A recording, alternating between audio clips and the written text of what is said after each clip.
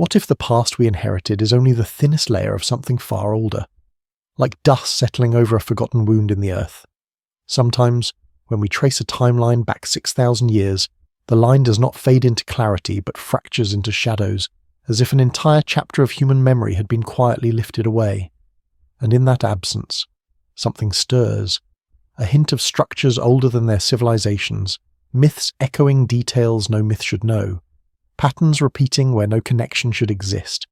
If you can feel that tug, soft, persistent, like a thread brushing your hand in the dark, then stay close. Let us drift together into the quiet spaces where history exhales its secrets. Take a moment to like this video and subscribe, only if you truly enjoy stories that drift between dream and history. And if you're still awake, tell me in the comments where you're listening from, and what time it is. There is a moment when staring at the archaeological timeline, where something small and almost imperceptible begins to trouble the mind. It happens near the 4000 BCE mark, right where human history is supposed to sharpen into certainty. Instead, the lines begin to blur. Civilizations appear not gradually but suddenly, as if they were lighting a series of lamps in the dark at exactly the same time.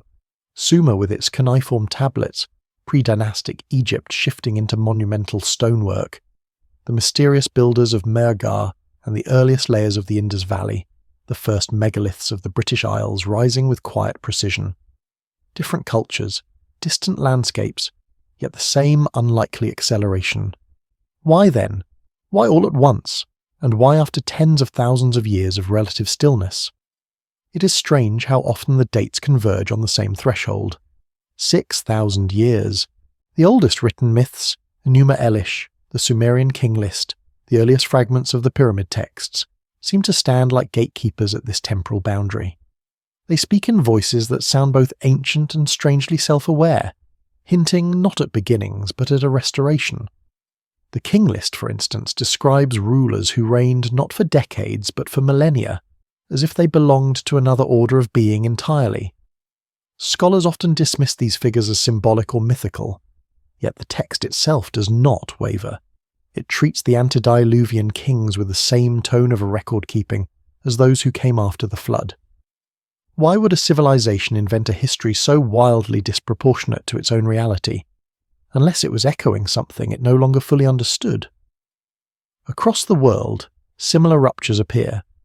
In Egypt, the earliest Sed festivals, the strange rejuvenation rituals of the pharaohs, emerge already refined without a traceable developmental path. In Anatolia, the stone enclosures of Göbekli Tepe, though much older than 6,000 years, were carefully buried as if their builders wanted them hidden from a future age. And in Scotland, the first carefully engineered stone circles appear with astronomical orientations too precise for a society supposedly only beginning to grasp the sky. It is as though humanity inherited a toolkit without the manual, a language without its origin, a memory without its earlier chapters.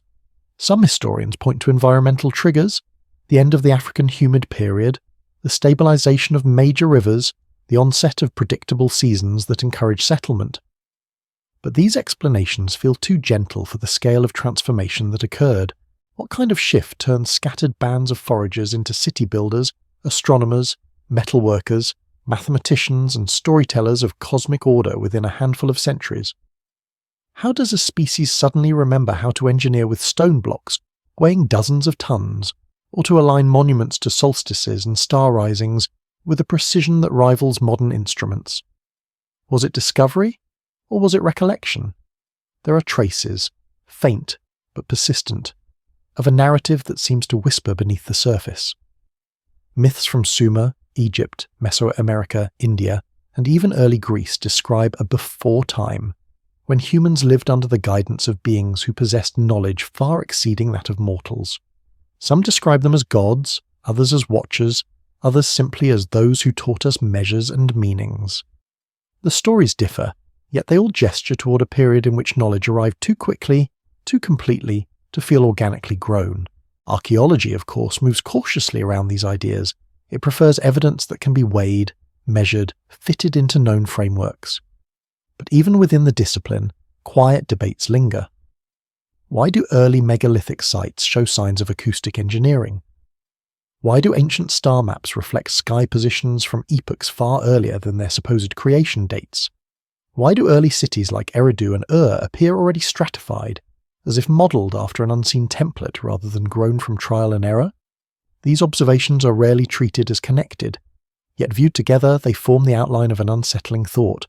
Perhaps 6,000 years ago was not the dawn of civilization, but its reawakening. And if that is true, then what lies before that threshold? What was erased, scattered, or buried so thoroughly that only echoes remain? Was it a natural disaster, like the global flooding events documented at the end of the Younger Dryas? Or was it something more deliberate? A decision to seal away the knowledge of an earlier world, leaving only fragments for later ages to piece together?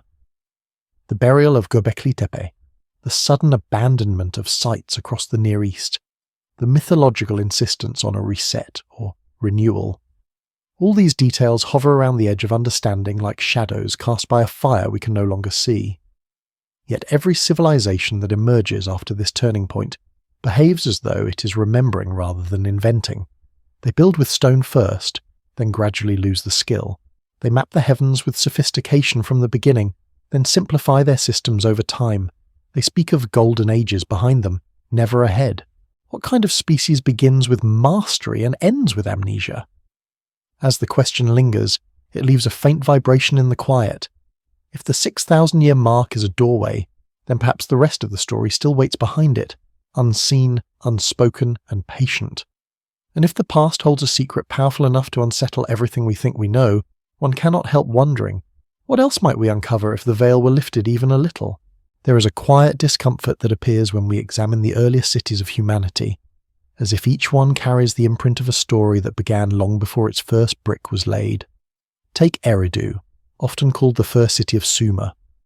Archaeologically, it rises from the plain of southern Mesopotamia in a series of layers, 18 levels stacked atop each other like memories trying to rewrite themselves.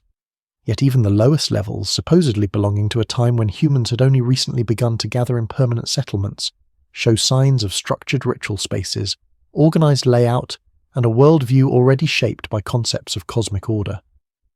How could the first city already understand what most cultures develop only after centuries of trial and error? A similar paradox emerges in Egypt. Before the unification of Upper and Lower Egypt, before Narmer, before pyramid building became a national enterprise, the region around Abydos and Hierakonpolis was already producing objects of astonishing sophistication. The Narmer palette itself, dated to around 3100 BCE, appears suddenly, with iconography so mature it suggests a long tradition preceding it. Yet that tradition is nowhere to be found. Egyptologists struggle to explain this absence. Artistic styles normally evolve slowly, with transitional phases, imperfections, attempts. But here, the first preserved works are already refined, symbolic, timeless, as if the artists were not discovering a style but remembering one. In the Indus Valley, the mystery deepens further. Mohenjo-Daro and Harappa, often cited as two of the oldest planned cities on Earth, exhibit a level of urban organization that would not be seen again for millennia. Perfectly aligned streets, standardized bricks across hundreds of kilometers, advanced drainage and water management systems, yet no palaces, no temples, no royal tombs. A civilization advanced enough to build on a grand scale but humble enough to leave no monuments to its rulers. Who guided such a system, and why did their knowledge appear so suddenly, so completely formed, only to vanish just as abruptly?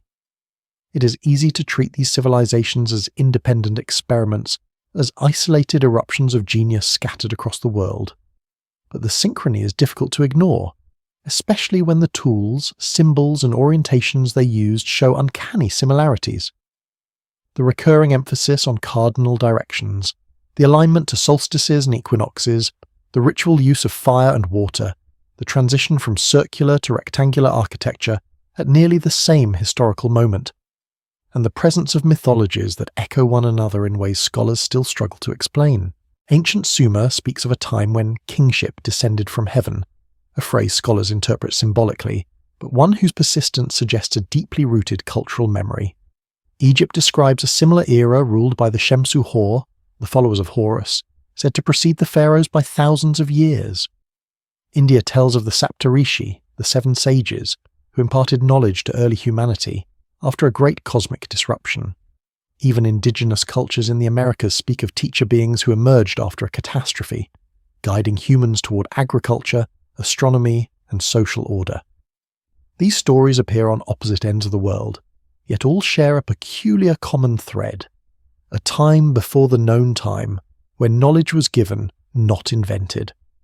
Modern scholarship often cautions against reading myths too literally, but sometimes metaphors cast a shadow longer than expected. Could these traditions be remembering, in distorted form, a period of recovery after a global event, perhaps the dramatic climatic upheavals around 6200 BCE, when meltwater pulses reshaped coastlines and disrupted ecosystems? If so, then the sudden rise of civilizations might not represent a beginning but a reconstruction. Fragments of an older world may have survived in stories, symbols, and skills passed down through generations until they re-emerged at the moment conditions allowed. Consider the star alignments encoded in early structures. Many of the world's first sacred sites, Nabta Playa in Egypt's western desert, the earliest megaliths in Brittany, the proto-observatories in Armenia, point not to the skies of their construction periods, but to star positions thousands of years older. Some alignments correspond to epochs before 4000 BCE, as if the builders were referencing charts inherited rather than observed. Archaeologists typically attribute this to coincidence or miscalculation, yet the pattern repeats too predictably across too many cultures to dismiss easily. How could society still transitioning from hunter-gatherer life possess astronomical knowledge requiring long-term observation and mathematical modelling? Even the oldest myths describe celestial cycles in ways that seem excessive for their time. The Sumerians mapped the precession of the equinoxes, something officially credited to Hipparchus in the 2nd century BCE. The builders of Nabta Playa aligned stones to the rising of Sirius at a date corresponding not to their era but to an earlier one, and in India, Vedic texts reference a sky configuration dating to the 4th millennium BCE or earlier. These are not random details.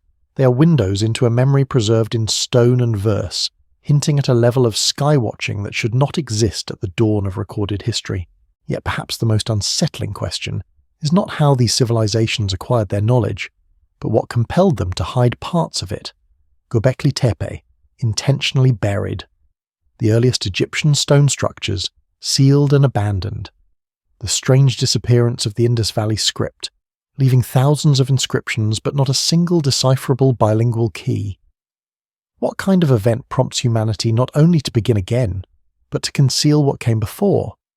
One possibility is that the past carried a burden too heavy or too dangerous to preserve.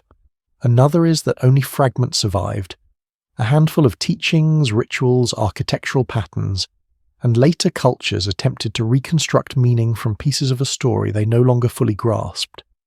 If civilization is a mosaic, then perhaps ours is built on shards of something older, something fractured by time or catastrophe or intention, and so the question lingers softly, almost hesitantly. When the world's earlier cities emerged with such synchronized brilliance, whose footsteps were they following? And what traces of those footsteps still lie buried beneath the layers we have yet to disturb? There is a particular silence that surrounds the oldest stones on Earth, a silence not of emptiness, but of something deliberately withheld. Anyone who has ever stood before a megalith older than recorded history can feel it. The air shifts, the ground hums faintly, and an unease settles in the mind, as if the monument is waiting for someone who has not returned in thousands of years. Archaeologists often describe these structures in practical terms: ritual centers, astronomical markers, communal gathering places. But such labels feel thin compared to the weight those stones carry. And when we trace their dates, their alignments, their cultural echoes, we find ourselves circling, once again, around that same 6,000-year threshold. Take the megalithic sites of Brittany, Karnak, Gavrinese, Lokmariaka, rows of stones extending for kilometres, arranged with a precision that modern engineers still debate. Some align with solstices, others with lunar standstills, others with the rising of stars that would have been visible only in epochs far earlier than their construction. More puzzling still is the level of architectural knowledge embedded in certain passage tombs, the use of corbelled vaulting, the understanding of pressure distribution, the shaping of granite slabs that would challenge modern tools. These communities were supposedly simple, scattered, transitioning from foraging to farming. Yet their monuments suggest a mastery that seems both inherited and misunderstood. The same pattern appears in the British Isles.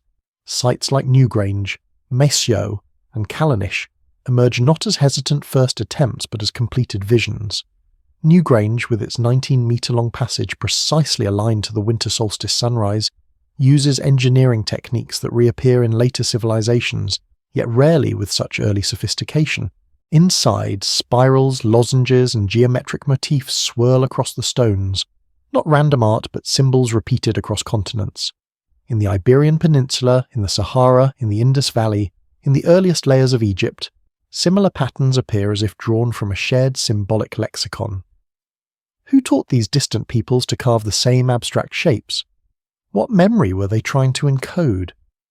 One of the most striking examples comes from the Caucasus region, sites like Göbekli Tepe's later cultural descendants in Armenia and eastern Turkey. At places such as the Karahunj complex, sometimes called the Armenian Stonehenge, researchers have noted alignments to celestial events far older than the site's accepted dates. Some stones even contain holes drilled with uncanny precision, possibly for tracking star movements. Scholars debate these interpretations, but the strangeness remains. How did early pastoral communities acquire knowledge requiring generations of systematic observation? And then there is the Sahara. Before it became a desert, it was a landscape of lakes, grasslands, and human settlements. At Nabta Playa, in what is now southern Egypt, a circle of stones dating to the 5th millennium BCE aligns not only with the summer solstice, but with the rising of specific stars. Even more curious, some alignments correspond to sky positions thousands of years earlier than the site's estimated age. This suggests one of two possibilities. Either the builders possessed an astronomical tradition far older than their own settlement, or these stones were placed according to memory rather than observation. Memory, this word returns again and again. What kind of memory spans epochs? What tradition survives environmental collapse, population movement, and the loss of entire cultures? Could the earliest megaliths have served not merely as ritual centres, but as archival markers, attempts to preserve knowledge from a world that no longer existed? As we move east, the mystery deepens. The earliest constructions in the Indus Valley contain symbols that appear in both prehistoric Europe and Neolithic Anatolia. Spiral motifs identical to those at Newgrange appear on pottery in Mehrgar. The same arrangement of 3 interconnected circles, a motif scholars still debate, shows up from the Aegean to the Ganges. Cultural diffusion, perhaps, or something more subtle, the faint echo of a symbolic language once shared across a vast pre-literate world. The question of origins becomes more complicated when examining early seafaring evidence. Long before the rise of classical civilizations, humans were crossing open seas with surprising confidence. Archaeologists have found obsidian from Anatolia in settlements across the Aegean dating back 8,000 years or more. Similar exchanges occurred between islands along the Mediterranean, along the coasts of India, even between ancient Japan and mainland Asia. These routes imply navigational skills far earlier than previously assumed, skills that would require astronomical knowledge, mapping, a sense of time and direction. Yet the textbooks still describe these early communities as simple, unstructured, trial-and-error societies. Across these early megaliths and settlements, something else appears, a reverence for the sky that seems too consistent to be coincidental. In nearly every region, the first monumental architecture is tied not to kingship or warfare, but to celestial geometry. The heavens mattered long before the state, long before writing, long before organized religion took firm shape. Why? What did early humans believe the sky preserved? And why did their first structures seem designed not to celebrate life on Earth, but to anchor their lives to movements far above it? Some scholars propose that ancient people sought stability in a changing world. Climate shifts around 6000 BCE dramatically reshaped human habitats. Perhaps celestial cycles offered a dependable rhythm amid chaos. But others point to the sheer precision of these alignments, the meticulous calibration of solstice light, the intentional orientation of axes, the consistent use of cardinal directions, and wonder whether such knowledge represents continuity rather than invention. Consider this: if the world experienced a severe disruption, environmental, geological, or otherwise, what knowledge would matter most to those who survived? The sky would become the only unbroken record. Stars that had guided migrations, seasons, agricultural cycles, and navigation for generations would be the one constant. Rebuilding civilization might begin with rebuilding the sky map. And so the megaliths may be more than monuments. They might be markers, chronological anchors left by descendants of a disrupted world trying to ensure that the next era would not repeat the mistakes of the last. Their silence may not represent ignorance but caution. Their symbols may not be primitive but coded, and their alignments may not be mere ritual but remembrance. The possibility lingers gently, like a tremor beneath stone. If the earliest builders were preserving knowledge inherited from an earlier age, what stories did they choose to carve into geometry and light? And what truths remain buried in the spaces between those stones, waiting for someone to listen closely enough to hear them again? There is a point in tracing the origins of ancient knowledge where the silence of what is missing becomes louder than the evidence we possess. The more we examine early civilizations, Sumer, Egypt, the Indus Valley, the Neolithic cultures across Europe, the more a subtle pattern begins to take shape. It is not the presence of sophistication that unsettles, but the absence of the developmental steps that should have led to it. As if the world awakened around 6,000 years ago with memories that did not belong to its present age, struggling to translate fragments of a forgotten inheritance into stone, symbol, and ritual. Yet these fragments, scattered and incomplete as they are, share something hauntingly consistent across continents. Perhaps nowhere is this more evident than in the earliest known writing systems: cuneiform in Mesopotamia, hieroglyphs in Egypt, the as yet undeciphered symbols of the Indus Valley. Each appears not as a tentative experiment in communication, but as a fully formed script, complex from the beginning. Mesopotamian tablets from Uruk IV show accounting symbols transitioning into abstract signs too rapidly for a natural linguistic evolution. Egyptian hieroglyphs from the Naqada III period display structural coherence that would take centuries to develop under normal circumstances.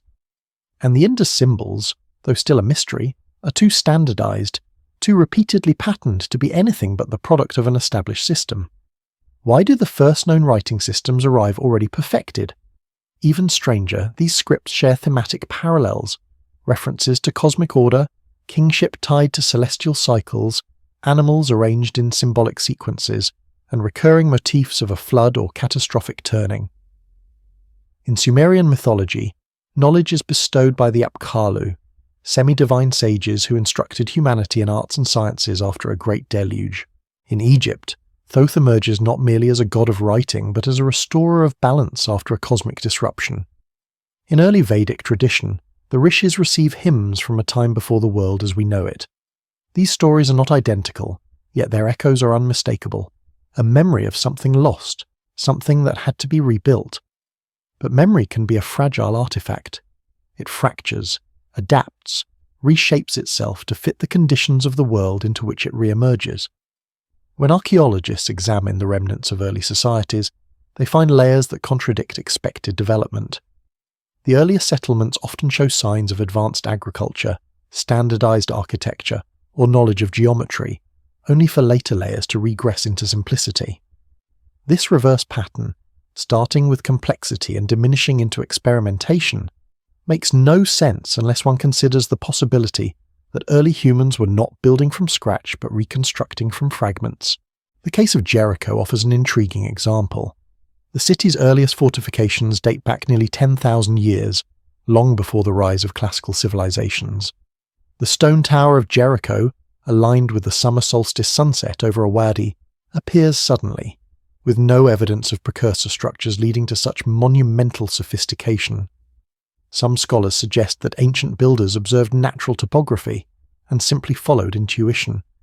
Others suspect an inherited tradition, one that survived long enough to influence the earliest generation of architects before fading into obscurity. Similar patterns appear in Çatalhöyük, Göbekli Tepe's cultural descendant. Despite having no clear evidence of centralized authority, the settlement exhibits symbolic continuity, and an aesthetic language that suggests shared memory across generations. Bulls' heads, geometric vultures, mirrored imagery. Each motif appears in different contexts yet retains meaning across centuries. Who preserved these symbols? Why did they matter enough to travel across time, geography, and upheaval? Yet the more we search for clear answers, the more the evidence seems to retreat into ambiguity. Geological studies show that around 6200 BCE, one of the most dramatic climatic events of the Holocene occurred. A sudden cooling triggered by a massive release of glacial meltwater into the North Atlantic. Sea levels surged, coastlines shifted, environments collapsed. If earlier civilizations or proto-civilizations existed along coasts now underwater, their remains would be buried beneath hundreds of meters of sediment. We would see only their echoes in later myths, symbols, and inexplicably sudden advancements. Could the reset described in ancient traditions be an inherited memory of this global upheaval? Consider also the unsettling consistency of flood myths worldwide. From the Sumerian Ziusudra to the biblical Noah, from the Hindu Manu to the Greek Deucalion, from the Maya Popol Vuh to Aboriginal oral histories, the story persists. A world-ending deluge, a remnant of humanity saved, a mandate to rebuild. These myths differ in detail but align in structure, as though recounting a shared trauma. If such an event washed away earlier centres of knowledge, what survived would be shards, myths, symbols, practices, carried inland by survivors or preserved in ritual frameworks, and yet some details suggest more than mere survival. The early Sumerians measured time using a sexagesimal system whose mathematical elegance still underpins modern astronomy. Egyptians aligned their monumental structures with stellar risings, suggesting knowledge of precession. The Indus Valley standardized brick dimensions according to ratios that reappear in later Vedic geometry. These are not scattered hints but coordinated patterns, as if multiple cultures were reconstructing different portions of a once unified system of knowledge. One cannot help but ask, if humanity inherited this knowledge, who preserved it through the rupture? Was it a caste of priest astronomers? Elders who safeguarded fragments of astronomical cycles? Travelling groups who carried symbolic languages between emerging settlements? Or was it something else, something hinted at in myth but obscured by time? For the closer we look, the more the ancient world seems to gesture toward a lineage of teachers who appear in transitional periods, imparting knowledge before vanishing into legend. The Sumerian Apkallu, the Egyptian Shemsu-Hor, the Vedic Rishis, the Hopi-Kachinas, the Polynesian navigators guided by ancestors returned from the sea. Who were these figures, embellished memory, symbolic archetypes, or echoes of survivors from a world swept away, carrying with them the last remnants of an inheritance older than history itself? As the thought lingers, a quiet question emerges from the silence between the stones and symbols. If 6,000 years ago humanity woke into a world shaped by shadows of an earlier time, how much of what we call the beginning is truly a beginning at all? And how much is only the first chapter that survived the fire? If there is a thread running through the early centuries of human civilization, it is the strange mixture of clarity and forgetting, a pattern of knowledge appearing fully formed, only to fade or fracture in the generations that follow. Nowhere is this more visible than in the early sciences that shaped humanity's understanding of the world. Geometry, astronomy, acoustics, and even the earliest notions of measurement arise not as tentative experiments, but as echoes of mastery, like the faint outlines of a blueprint whose original author is long gone. Consider the concept of the sacred measure, a term later ascribed by scholars, but whose roots may lie far deeper than our written records suggest. In ancient Mesopotamia, the cubit appears in its standardized form shockingly early, complete with subdivisions that imply a sophisticated understanding of ratios. In Egypt, the royal cubit emerges with such precision, refined to millimeters, that later dynasties preserved it almost religiously, as though afraid to deviate from a measurement whose origin they no longer fully grasped. In the Indus Valley, brick ratios follow a consistent 1.2.4 pattern across vast distances, indicating a system of proportion that seems inherited rather than discovered through trial and error. Why would early civilizations, emerging from disparate landscapes and cultures, gravitate towards such similar systems of proportion and geometry. Some attribute it to convergent evolution, the natural human preference for simple ratios. But that explanation falters when we examine the astronomical correspondences embedded within these early measurements. The Sumerian sexagesimal system, based on 360 degrees, aligns uncannily with the movement of the heavens. Egyptian architectural plans reflect star risings, solstice light, and celestial north, and the Indus Valley's city grids incorporate cardinal directions with precision that would be difficult even with modern tools. It is as if these cultures were not inventing mathematical frameworks, but translating a unified system of observation into their own symbolic languages. One of the most enigmatic expressions of this inherited sophistication lies in the earliest calendars. Around 6,000 years ago, multiple civilizations independently established remarkably accurate systems for tracking time. The Egyptians developed a 365-day solar calendar. The Sumerians tracked lunar cycles and intercalated months to correct discrepancies. In Scotland's Warrenfield site, a Mesolithic arrangement of pits appears to track lunar months aligned with the solstice, suggesting a functioning calendar thousands of years older than traditionally recognized. All of these systems show a depth of celestial knowledge far beyond what small, isolated communities would typically develop. Yet what is even more curious is the way these early calendars seem to anticipate long-term cycles. Some Vedic texts reference the precession of the equinoxes. Certain Egyptian traditions imply awareness of slow astronomical shifts, and Sumerian star lists preserve constellations whose positions would have been relevant not in their own epoch, but in one much earlier.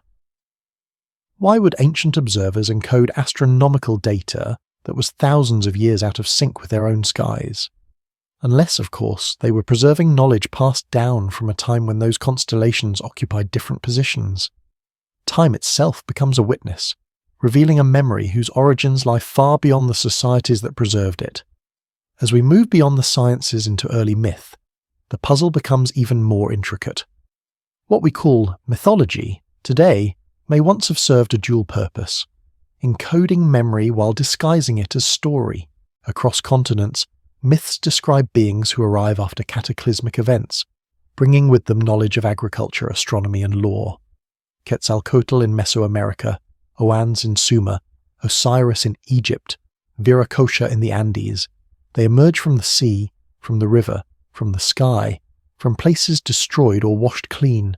They teach, they organize, and then they vanish. Are these merely archetypes, or did they represent something else?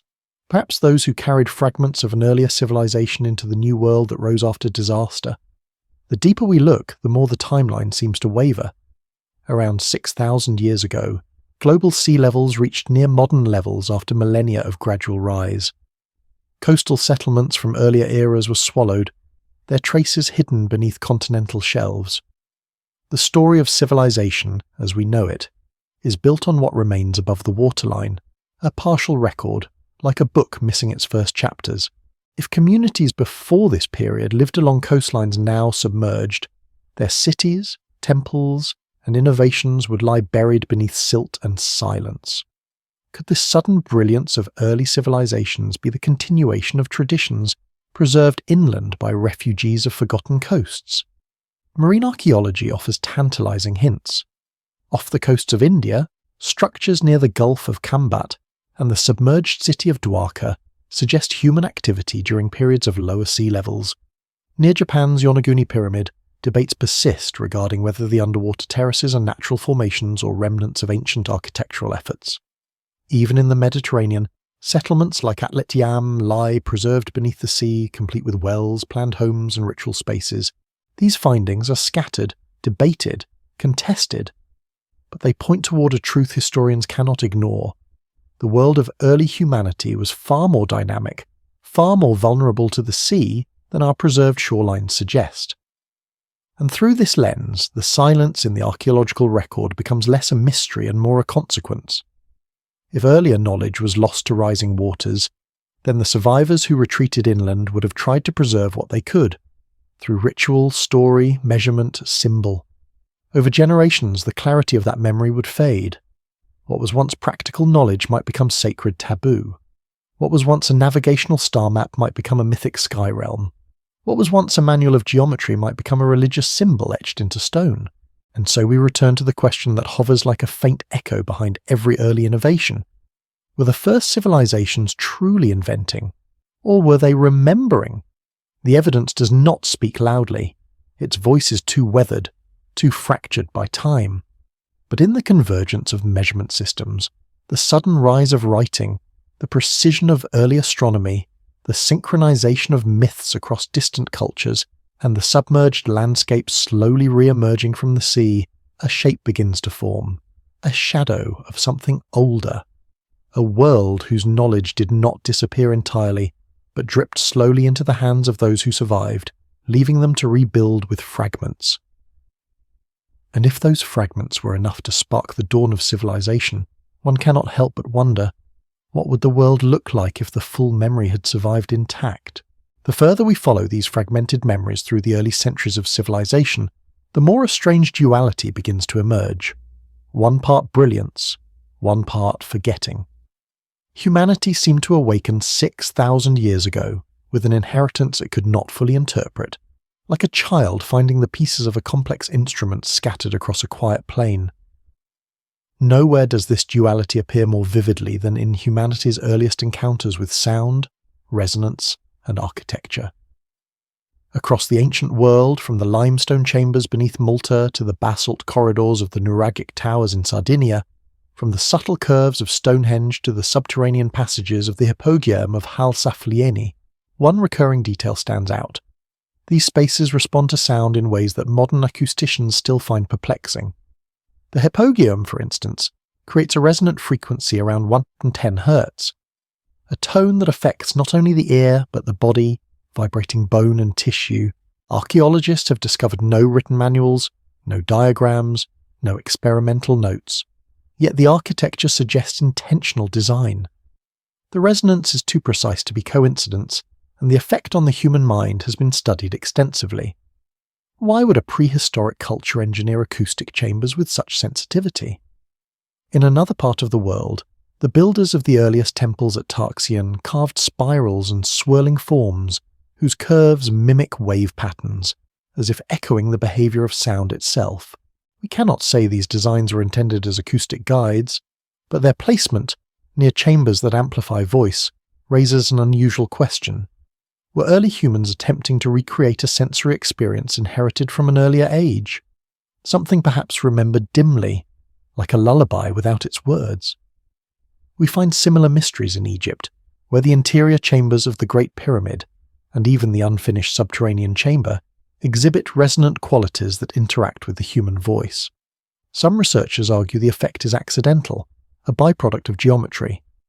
Others suspect deliberate design, pointing out that ancient Egyptian texts describe sound as a creative force, a power that shaped the cosmos. If this belief predates the civilization that wrote those texts, could it reflect a memory rooted in an even older world, one that used sound, vibration, or resonance in ways we no longer understand? What complicates matters is the global nature of these acoustic anomalies. In Peru, the galleries beneath Chavin de Huantar create disorienting sound pathways that turn a whispered note into something otherworldly. In India, the Kailasa temple exhibits standing wave patterns that seem to dance along its carved corridors. In Malta, again, the oracle room of the Hypogeum amplifies voice to unnerving degrees. These places are distant, culturally distinct, separated by oceans and centuries, yet they share a preoccupation with resonance, vibration, and the manipulation of sound.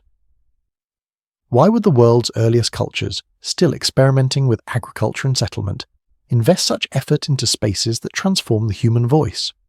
One possibility is spiritual, another is symbolic, but a third possibility, quieter yet persistent, suggests that resonance may have been part of an older technological or ritual tradition, one inherited in fragments. Perhaps the meaning of the tradition was lost, but the structures remained, built by descendants who no longer understood the purpose yet felt compelled to carry it forward. This idea becomes even more compelling when we examine another global phenomenon, the use of stone as if it were a living medium. Megalithic builders chose specific types of rock with care: granite, basalt, limestone, each with unique acoustic and electromagnetic properties. Some stones contain high concentrations of quartz, a mineral capable of transforming mechanical pressure into electrical energy. Modern science uses quartz for precisely this reason. Watches, radios, sensors, all rely on its piezoelectric behavior. Did ancient builders know something about these properties, or did they simply inherit the practice without understanding its origin? At Göbekli Tepe, pillars carved from limestone ring with a clear tone when struck, a resonance some field researchers discovered accidentally. In Karnak, the standing stones emit low-frequency vibrations detectable with modern instruments. In Peru, the finely carved blocks at Sacsayhuaman fit so tightly that ultrasonic tests reveal unusual acoustic responses.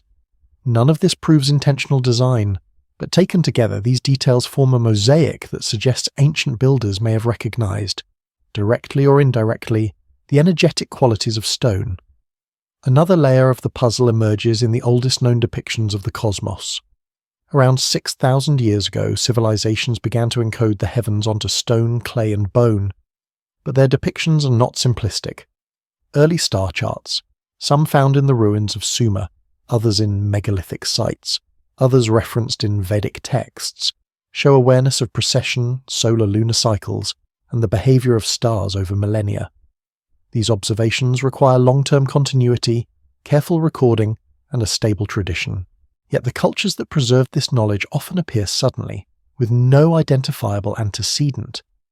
If survivors of a prior epoch preserved celestial knowledge during a period of global upheaval, they may have encoded it in ritual practices, oral instruction, and monumental architecture.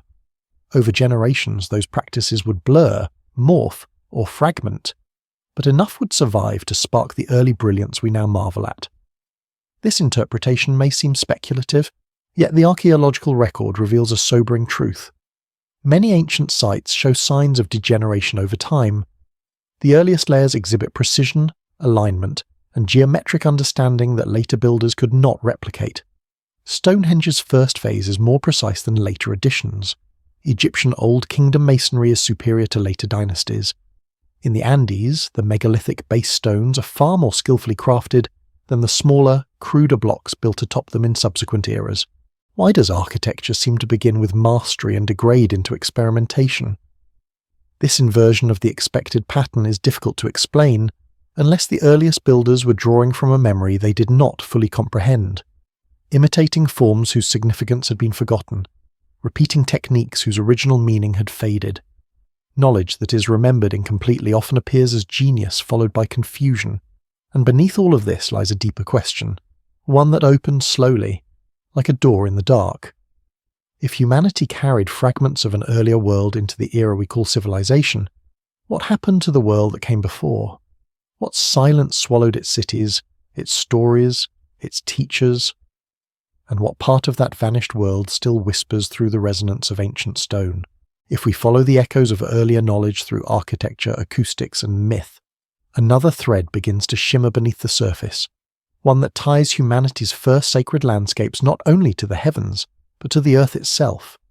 Long before formal religion, long before nation-states carved borders into stone, ancient cultures built sanctuaries in places where something in the land felt different, charged, or alive. Today, we use the term geomagnetic anomalies, telluric currents, or fault-line conductivity, but such terms only brush against the deeper mystery. How did early civilizations know where these invisible forces ran? Consider the placement of the world's earliest megalithic sites. Many stand atop geological fault lines or areas of unusual electromagnetic activity. Göbekli Tepe rests on bedrock rich in crystalline limestone. Stonehenge sits near a region where underground aquifers create natural electrical potentials. Machu Picchu, though much younger, is built along intersecting geological fractures that amplify subtle vibrations in the ground. Even the temples of Malta, older than the pyramids and Stonehenge, are located on points where the island's bedrock emits a faint magnetic variance detectable by modern instruments. None of this means ancient builders possessed scientific measuring devices, but it does suggest they were sensitive to qualities of the land modern people often overlook.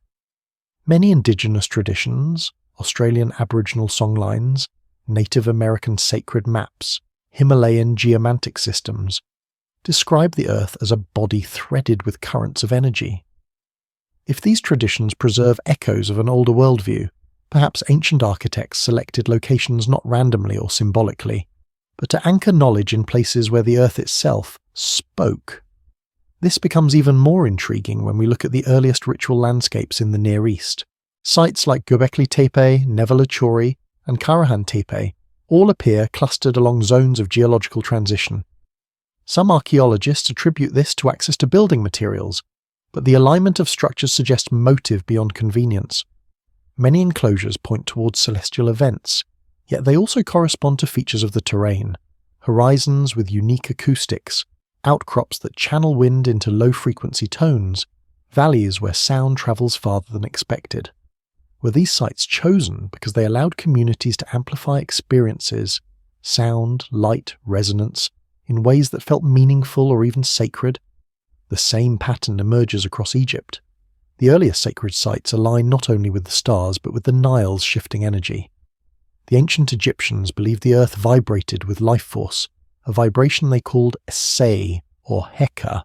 Rather than dismissing this as metaphor, consider that some temples, like those at Dendera or Abydos, were built in places where the granite bedrock beneath the Nile interacts with quartz deposits in ways that produce subtle electromagnetic variations.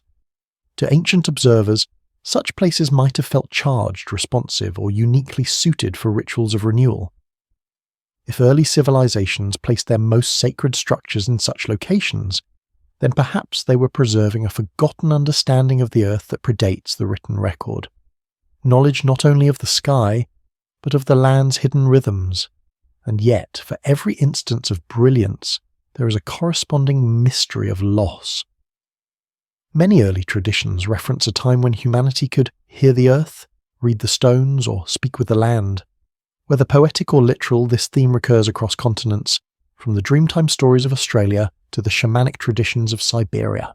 It suggests that an early sensitivity to the world was later dulled or diminished. Something changed, perhaps environmentally, perhaps culturally, perhaps through the trauma of a global event. Which brings us to the peculiar linguistic rupture around 6,000 years ago. Across the world, language families branch rapidly during this period, as if communities that once shared communication were suddenly scattered. The Indo-European, Afro-Asiatic, Sino-Tibetan and Uralic families all show divergences clustering around the same broad time frame. Linguists explain this as a result of population growth and migration, yet some anomalies persist. Why do some ancient words for sky, earth, water, stone, and star appear remarkably similar across unrelated cultures? Why do certain mythic names, those of primordial beings, great floods, or cosmic cycles, echo across regions with no known contact? If memory is carried not only through stories but through syllables, then perhaps the fragmentation of language reflects the fragmentation of an older world. The survivors of a catastrophic episode may have carried fragments of a shared tongue into isolated regions, where those fragments diverged into new languages. Just as architectural mastery seems to degrade over time, linguistic coherence may have dissolved as communities lost contact with one another. This hypothesis gains weight when we examine one of the most mysterious linguistic artifacts from antiquity, the Sumerian language. It appears at the dawn of civilization already fully developed, with no identifiable ancestral form. It is not Indo-European, not Afro-Asiatic, not related to any known language family. It stands alone, as if transplanted from a world apart. Likewise, ancient Egyptian emerges nearly fully formed, its grammar and structure too sophisticated for a first-generation script. Even the earliest Vedic Sanskrit reflects grammatical precision that modern linguists find astonishing. These languages feel less like beginnings and more like crystallizations, final echoes of something older. What world could have given rise to such linguistic and architectural sophistication, only for its memory to fall into myth? Some point to the Younger Dryas catastrophe, a period of rapid climatic upheaval between 2800 and 9600 BCE. Others to the 6200 BCE cooling event. Either could have scattered populations, submerged coastal settlements, and severed communication networks. But what remains troubling is not just the loss, but the pattern of preservation. Specific types of knowledge, geometry, acoustics, astronomy, measurement, sacred geography, survive across the globe, while other knowledge vanishes completely. Why these fragments? Why these disciplines?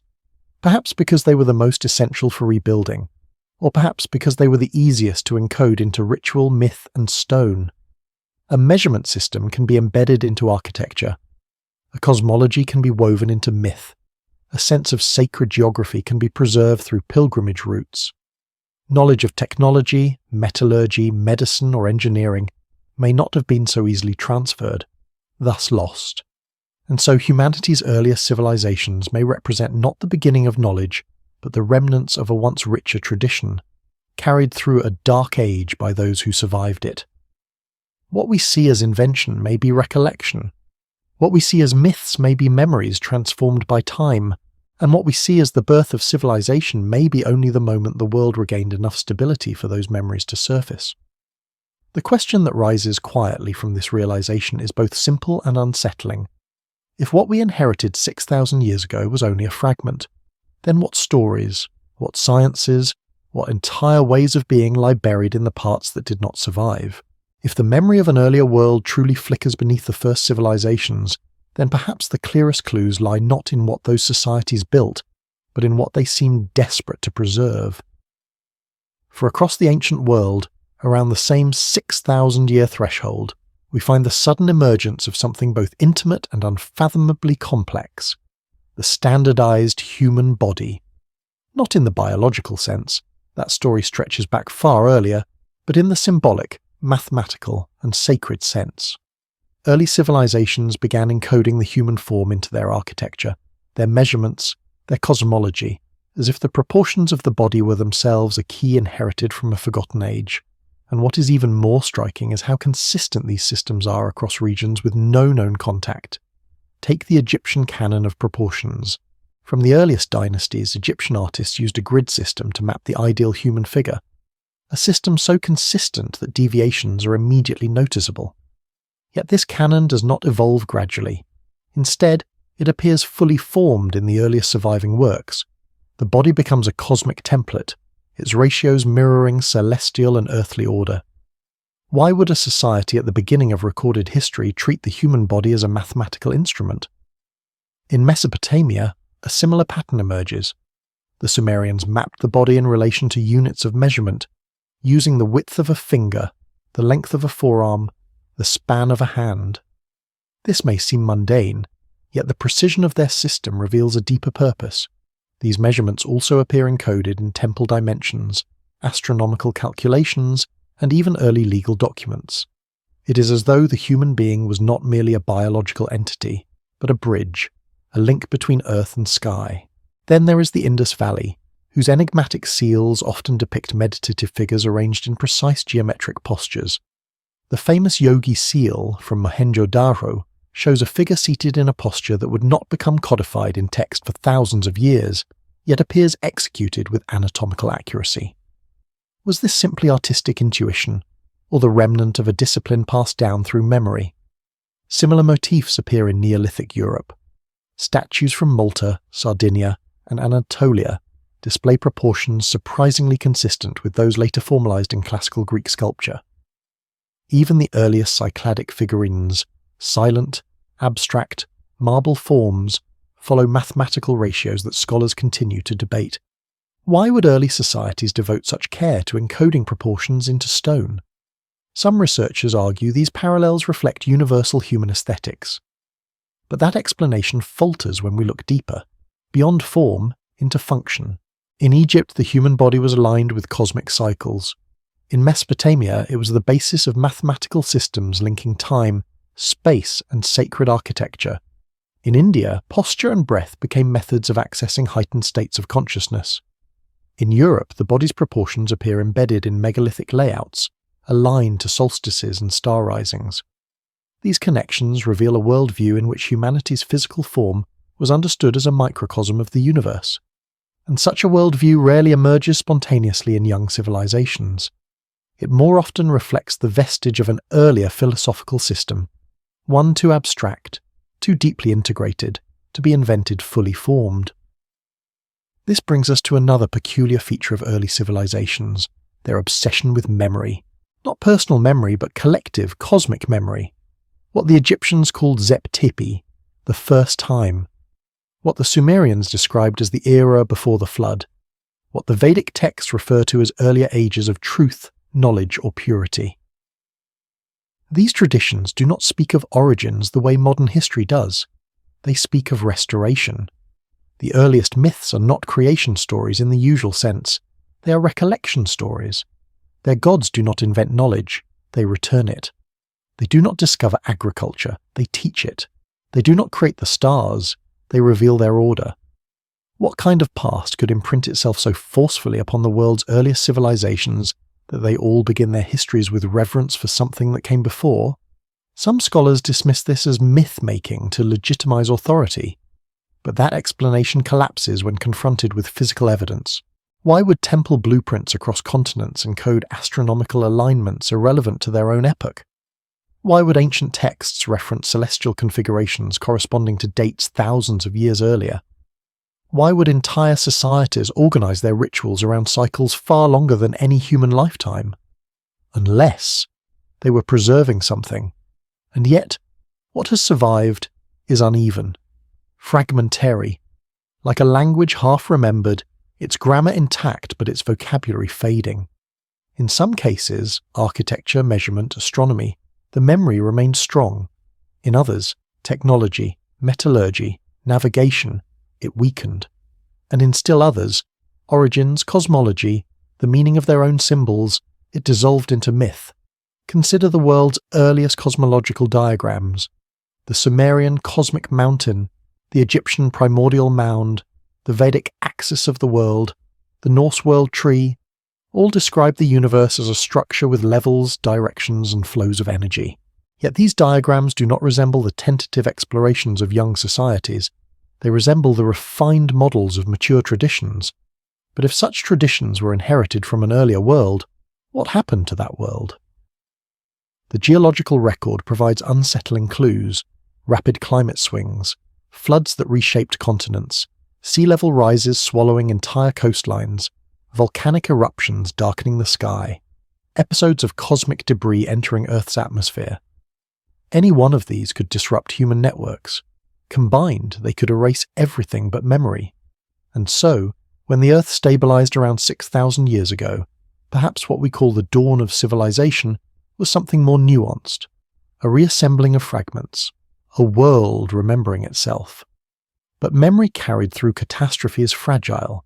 It distorts, it simplifies, it turns formulas into rituals, instructions into myths, knowledge into symbols.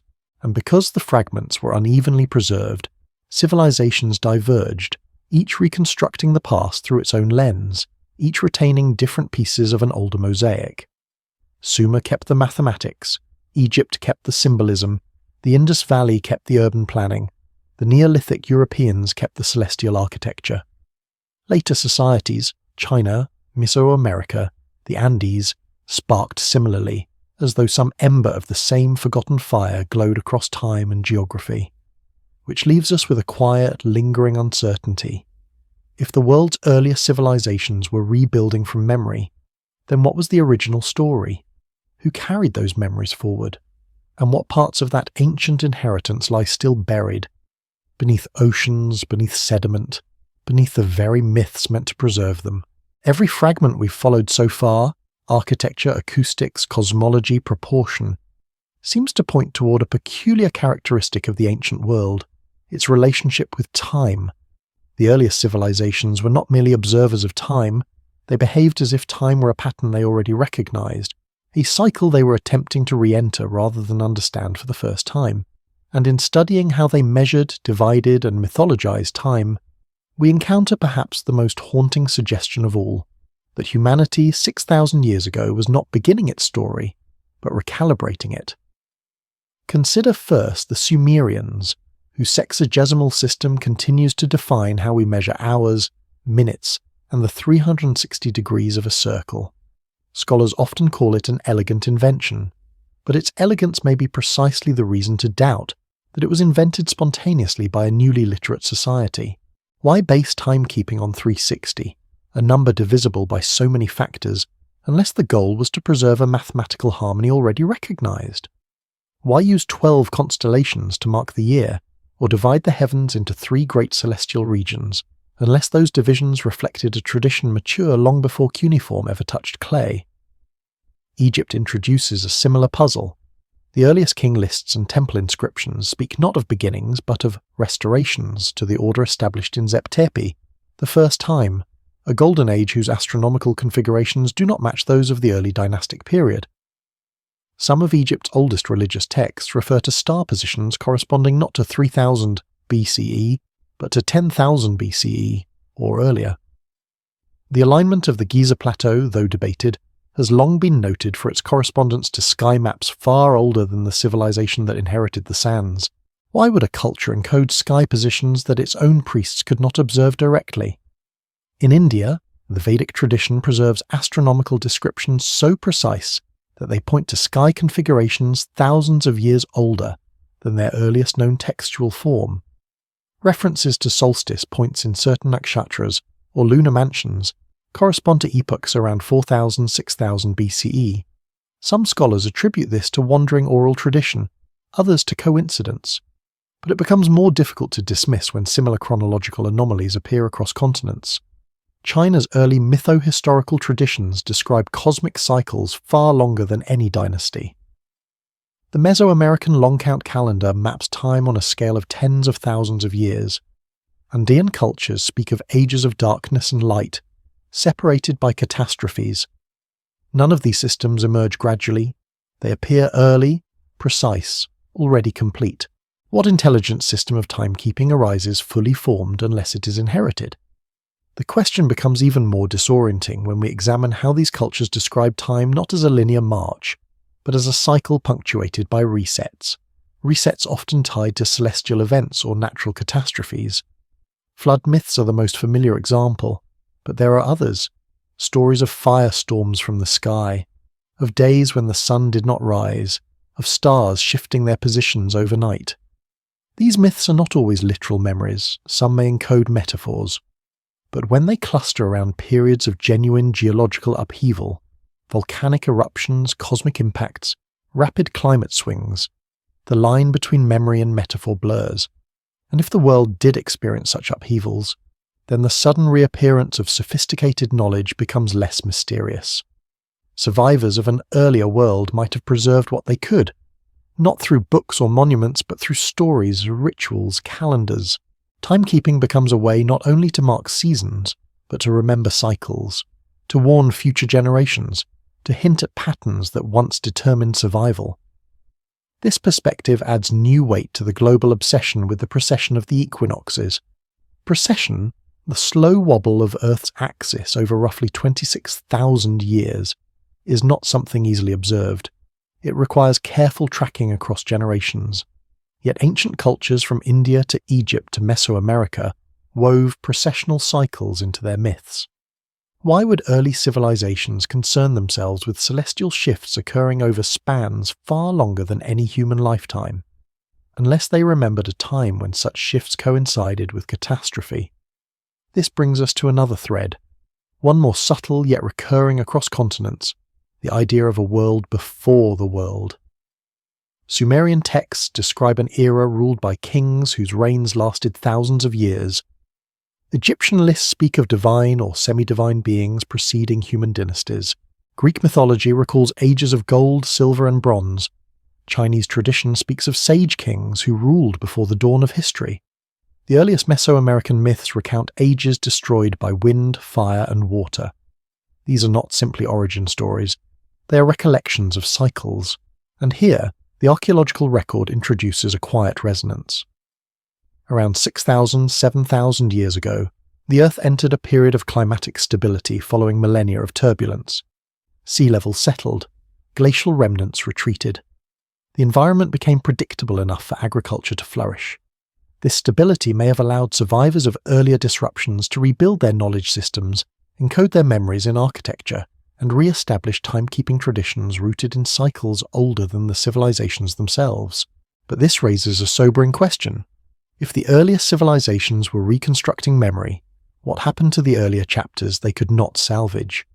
Some clues may lie underwater. Along the coasts of India, Japan, Greece, the British Isles, and the Americas, submerged structures hint at settlements dating to periods when sea levels were far lower. These places may have held the original centres of observation, sites where generations tracked stars, seasons, and cycles. When those centres were lost to rising seas, their knowledge may have drifted inland, carried by those who survived. Yet something crucial was lost in the transfer. The clarity of the system faded. Cycles once understood became rituals whose meaning dimmed across centuries. Alignments became symbolic. Measurements became sacred. The memory remained, but the explanation dissolved. This fading becomes painfully clear in the progressive simplification of calendars across time. Early calendars were astonishingly complex, woven with lunar, solar, and celestial markers. Later calendars often reduced these systems, focusing instead on cycles relevant to agriculture or religion. What began as a tool for remembering the deep past became a tool for organizing the immediate present. Civilization, in its desire to move forward, gradually stopped looking back, and yet the silence that followed, the silence of what is missing, never fully closed. The earliest inscriptions hint at knowledge that later scribes no longer understood. The earliest monuments reflect alignments forgotten by later architects. The earliest myths contain fragments of a cosmology later generations could only interpret through metaphor, which leads to an unsettling reflection. What if the brilliance of early civilization was not a spark of invention, but the last glow of a fading fire? If so, then the story of the past 6,000 years is one of diminishing memory, a long forgetting, a slow erosion of something once whole. And if that is true, the question that rises gently from the quiet is no longer about what we lost, but about what faint traces still remain, waiting to be recognized in the cycles of time we have not yet learned to read. As we move deeper into the labyrinth of early civilization, a new and unsettling pattern begins to surface, one involving symbols that appear everywhere and nowhere, recurring across continents as though drawn from a shared subconscious. Spirals, serpents, interlocking circles, tree-like forms, winged discs, and strange hybrid beings. They appear in Sumerian seals, Egyptian tombs, Indus Valley tablets, Neolithic European carvings, Australian rock art, Andean textiles, and Pacific navigation charts. Cultures separated by oceans, millennia, and complete isolation somehow reached for the same shapes, the same motifs, the same recurring imagery. Scholars often explain these convergences as coincidence or universal psychology. Humans see spirals in nature. Serpents inspire awe. Trees symbolize life. Yet this explanation feels thin when we examine the specifics. Why do the spirals carved on Neolithic stones in Ireland mirror those etched into ancient temples in Malta? Why does the winged disc of Egypt resemble symbols from Mesopotamia, Persia, and even the early cultures of the Americas? Why does the serpent appear not only as a creature but as a cosmological principle, associated with cycles, time, energy, or rebirth in cultures that never met? More puzzling still is the consistency of the two guardians motif, twin beings flanking a portal, a tree, or a symbol of cosmic order. These appear in Göbekli Tepe's pillar carvings, the Sumerian Apkallu figures, the Egyptian images of Horus and Seth, the Vedic Ashvins, the Greek Dioscuri, the Norse gatekeepers, and even Mesoamerican temple guardians. Why would the world's first myth-makers construct the same archetype, unless they were drawing from a memory older than their divergent histories? One symbol in particular has confounded researchers, the so-called handbag motif, appearing in Sumer, in Göbekli Tepe, in Olmec art, and in Assyrian reliefs. A small rectangular object held by gods, sages, or mythical beings, always associated with knowledge, order, or the act of creating or restoring civilization. This symbol is so specific, so peculiar, and so globally widespread that coincidence feels increasingly implausible. What were ancient cultures remembering? A real artifact? A metaphor? A teaching tool from a lost world? We can only guess. But the persistence of the motif points to something more coherent than invention. Something carried forward, distorted by time yet remarkably resilient. Another symbol appears even more ancient, the serpent and the circle. In some cultures it becomes the Ouroboros, in others the cosmic serpent, in others still the feathered serpent who brings knowledge. In Vedic and indigenous traditions alike, the serpent embodies cycles of destruction and renewal, cosmic resets. Could these symbols be fragments of a worldview inherited from an era marked by upheaval, a way of describing the dissolution of one age and the birth of another? It is here that we circle toward a haunting possibility. Symbols may have served as the storage vessels of forgotten knowledge. In a world shaken by catastrophe, where villages fled rising seas and landscapes shifted, symbols could travel farther than texts, architectures, or technologies. They could encode meaning that later generations no longer understood but still reproduced with reverence. A spiral could represent a cycle, a serpent could represent energy or catastrophe, a twin guardian could represent the threshold between worlds, literal or metaphorical. These motifs might not be remnants of fantasy, but the faint residues of an older language.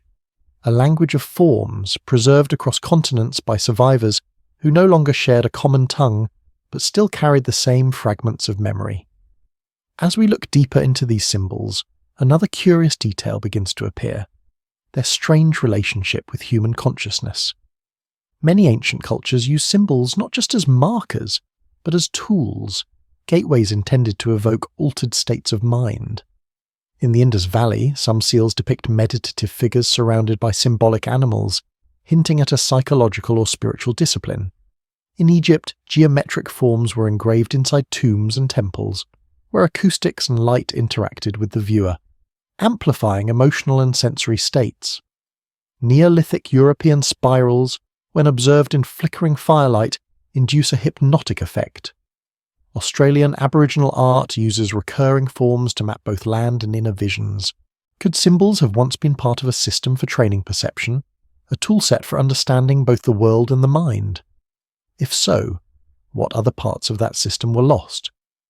This question becomes even more intriguing when we examine the world's earliest creation myths. They rarely focus on material origins.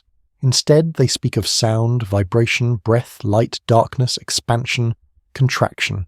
Phenomena we now associate with physics, not storytelling. In Sumer, the universe begins with a primordial vibration. In Egypt, creation begins with a spoken word. In India, with a cosmic sound, the Om. In indigenous America, with the breath of a creator being.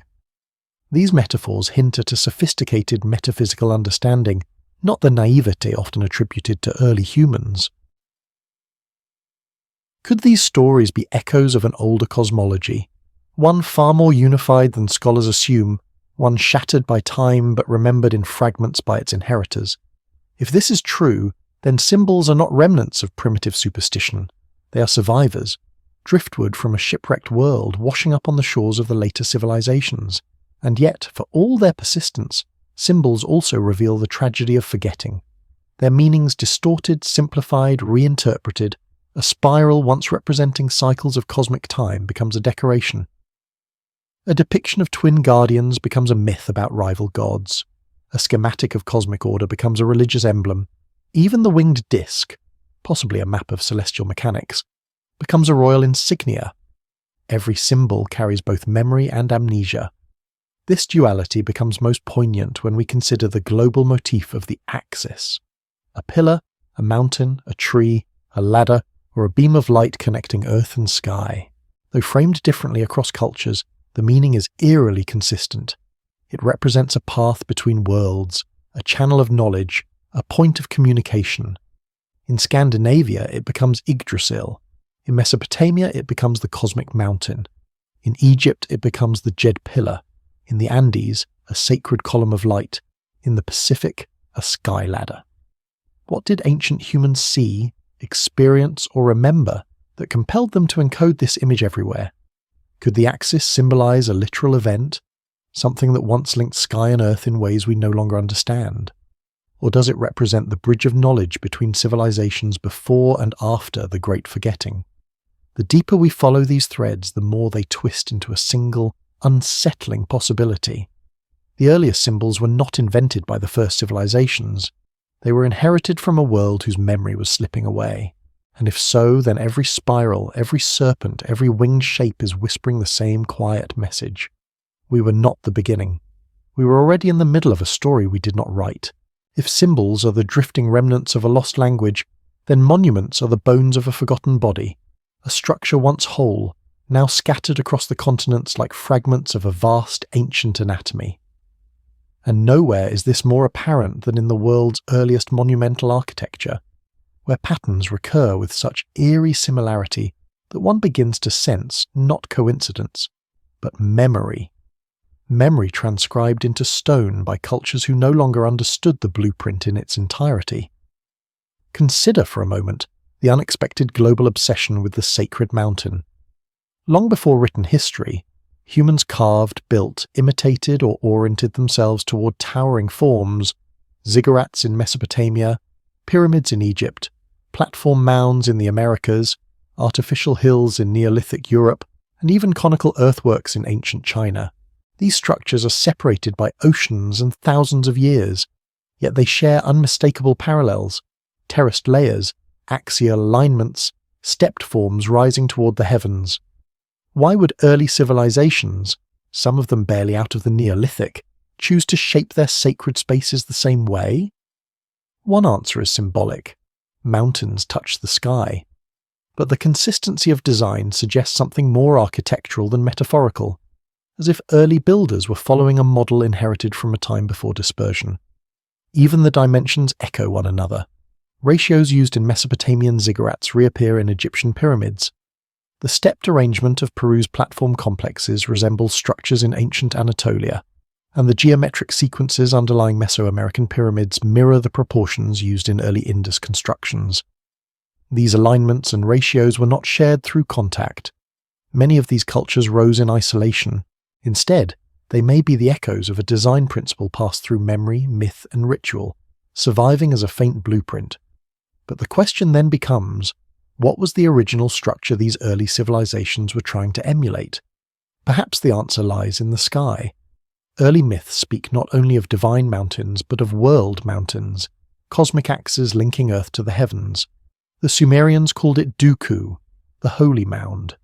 The Egyptians called it Benben, the primordial peak. The Vedic texts speak of Meru, the cosmic summit. The Norse describe Yggdrasil's central peak, binding worlds. The Maya describe a world tree rising from the center of creation. These are not just mountains, they are architectural archetypes, scaled-down versions of something seen, imagined, or remembered.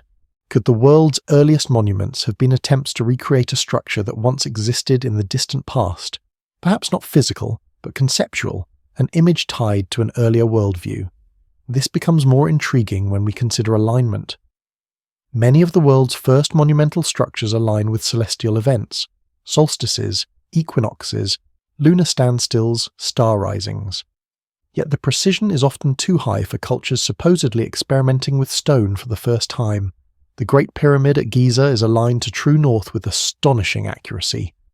The megaliths at Nabta Playa track the progression of Orion's belt. The oldest complexes in Peru align with the June solstice sunrise. The passage chambers in Ireland track the winter solstice with a narrow beam of light. Even the earliest stone circles in Britain, built by communities still transitioning from nomadism, display astronomical sophistication that later generations could not replicate.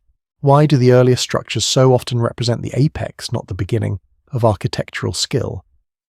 The pattern extends even deeper when we examine construction techniques.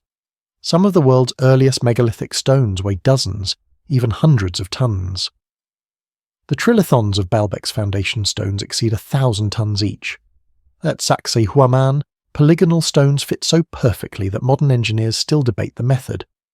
Göbekli Tepe's pillars, carved 12,000 years ago, are so symmetrically shaped that they appear machined, though they were carved by hand from limestone.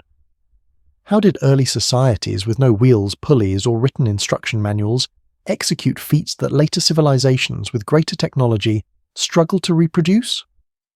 One possibility is that knowledge was preserved not through continuous tradition, but through deliberate memory, ritualized teaching, symbolic repetition, and encoded myth. A fragment of technique here, a fragment of geometry there. Enough to achieve brilliance at the beginning of each civilization, but not enough to sustain it over time. This would explain why many early cultures experience an architectural decline. Egypt's earliest pyramids display superior geometry compared to later ones. Megalithic Europe's earliest constructions surpass later imitations. Even in the Andes, the oldest stones appear more refined than the work of subsequent builders. Memory fades, symbols survive, but technique erodes. Another aspect emerges when we consider the global appearance of underground structures. From the Hypogeum in Malta to the subterranean city of Derinkuyu in Anatolia, from the carved caves of India to the labyrinthine complexes beneath Teotihuacan, humanity's earliest civilizations devoted extraordinary effort to building downward, into the earth, into darkness, into stone. These places often mirror the symbolism of the structures above them, chambers aligned to cardinal directions, acoustically engineered tunnels, geometric carvings matching sky maps. It is as though early humans believed something essential could only be preserved below the surface, protected from whatever catastrophe once erased the world before. What were they safeguarding? Knowledge, ritual, refuge, or memory itself? This dual architecture, above and below, suggests that early civilizations may have inherited not only the idea of sacred structures, but the fear of losing them. Perhaps the trauma of an earlier world shaped their movement both upward and downward, creating monuments that reached for the stars and burrowed into the earth as if seeking stability in both realms.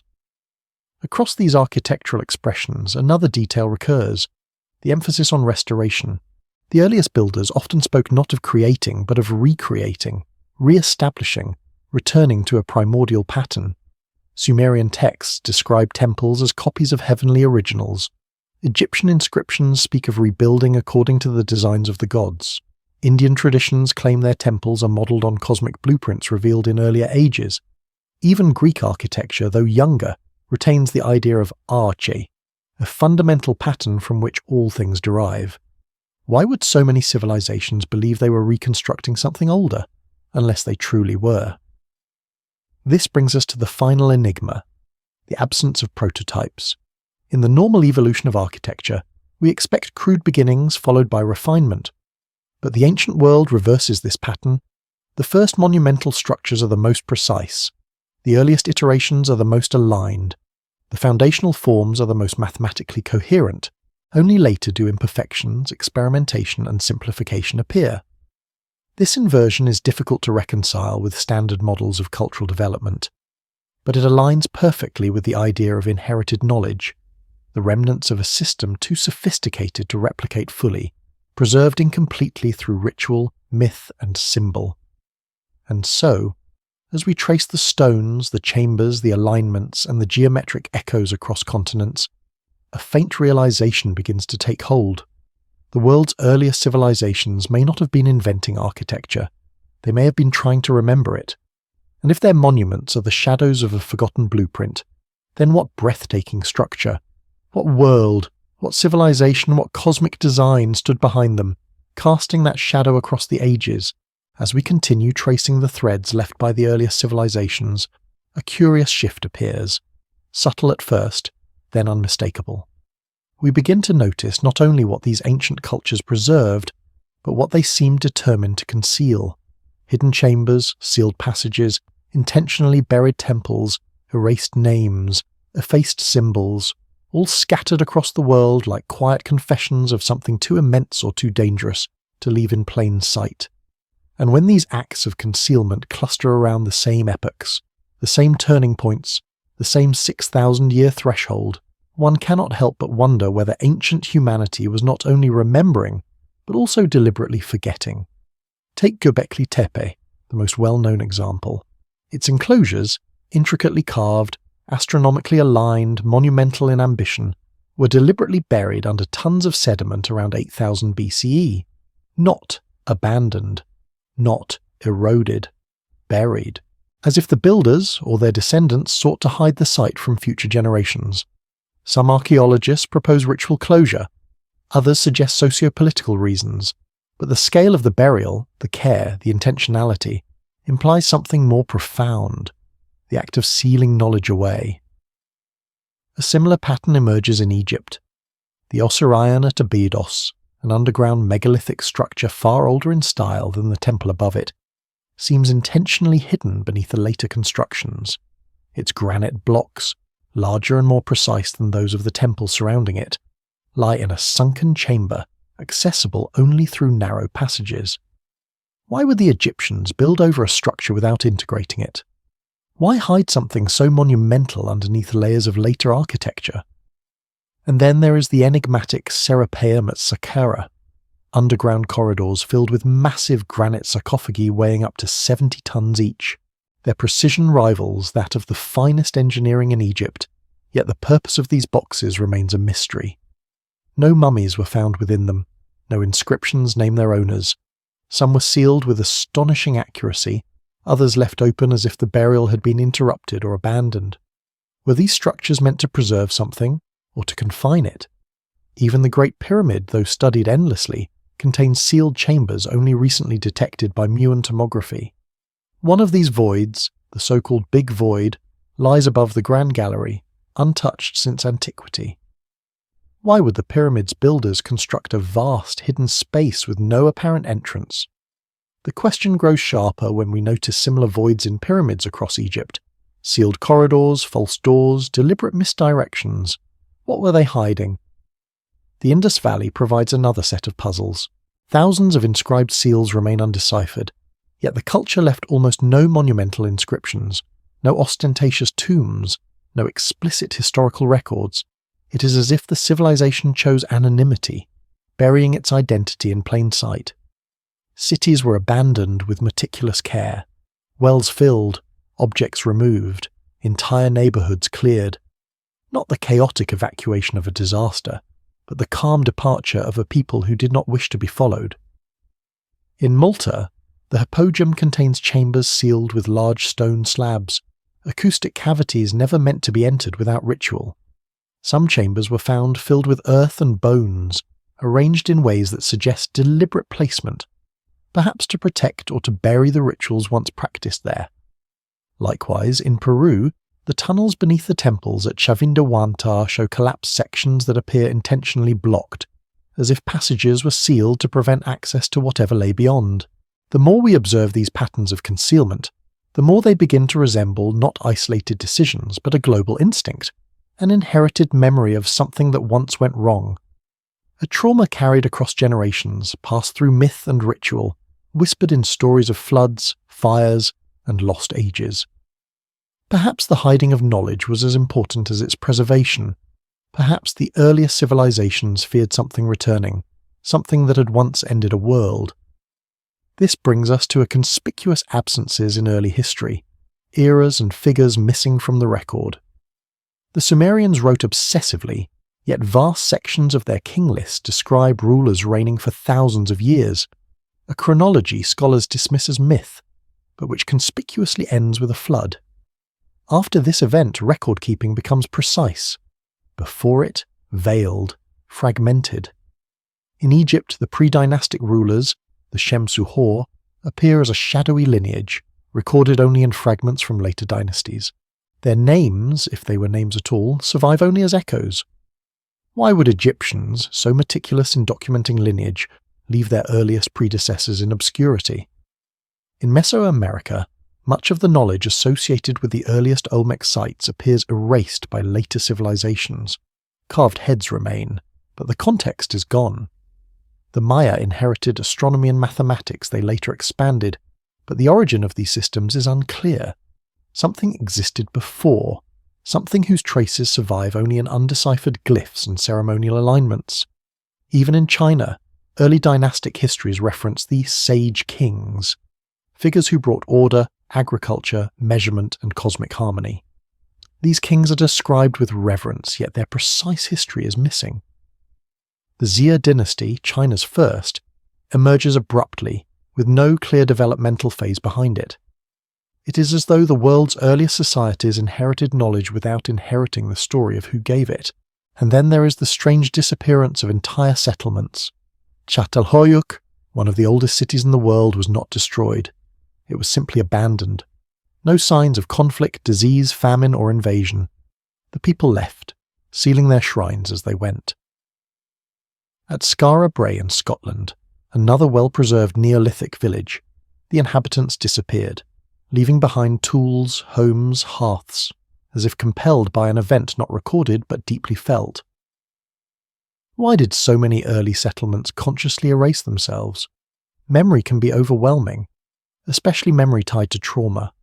Cultures emerging from cataclysm may have preserved fragments of knowledge but chosen to bury its origins. Some myths speak of beings who taught humanity only to be banished, punished, or forgotten. Whether these reflect literal events or symbolic interpretations, their emotional weight suggests a rupture, a break between what humanity once knew and what it wished to remember. This tension between preservation and concealment is perhaps most visible in the strange phenomenon of mythic rupture, stories that deliberately obscure the past by describing it in metaphor. Flood myths, cataclysm myths, destruction cycles. These narratives often serve not as full accounts, but as veils. They protect something unsaid. They warn without explaining.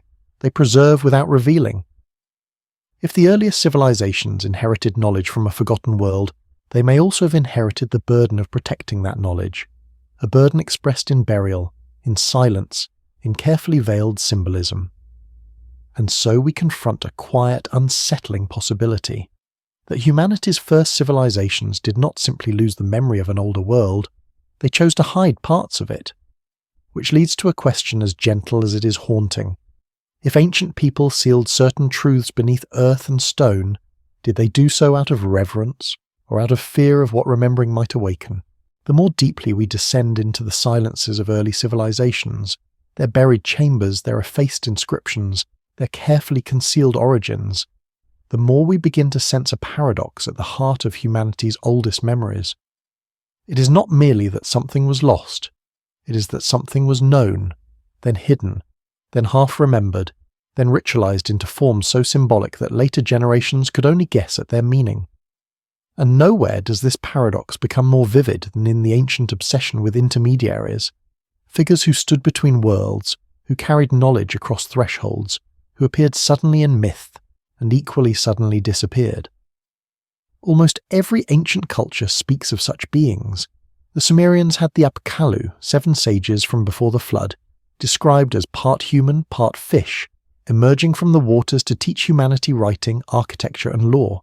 The Egyptians had Thoth, the great scribe, said to have recorded the wisdom of ages long forgotten, a being whose origins predate even the earliest dynasties.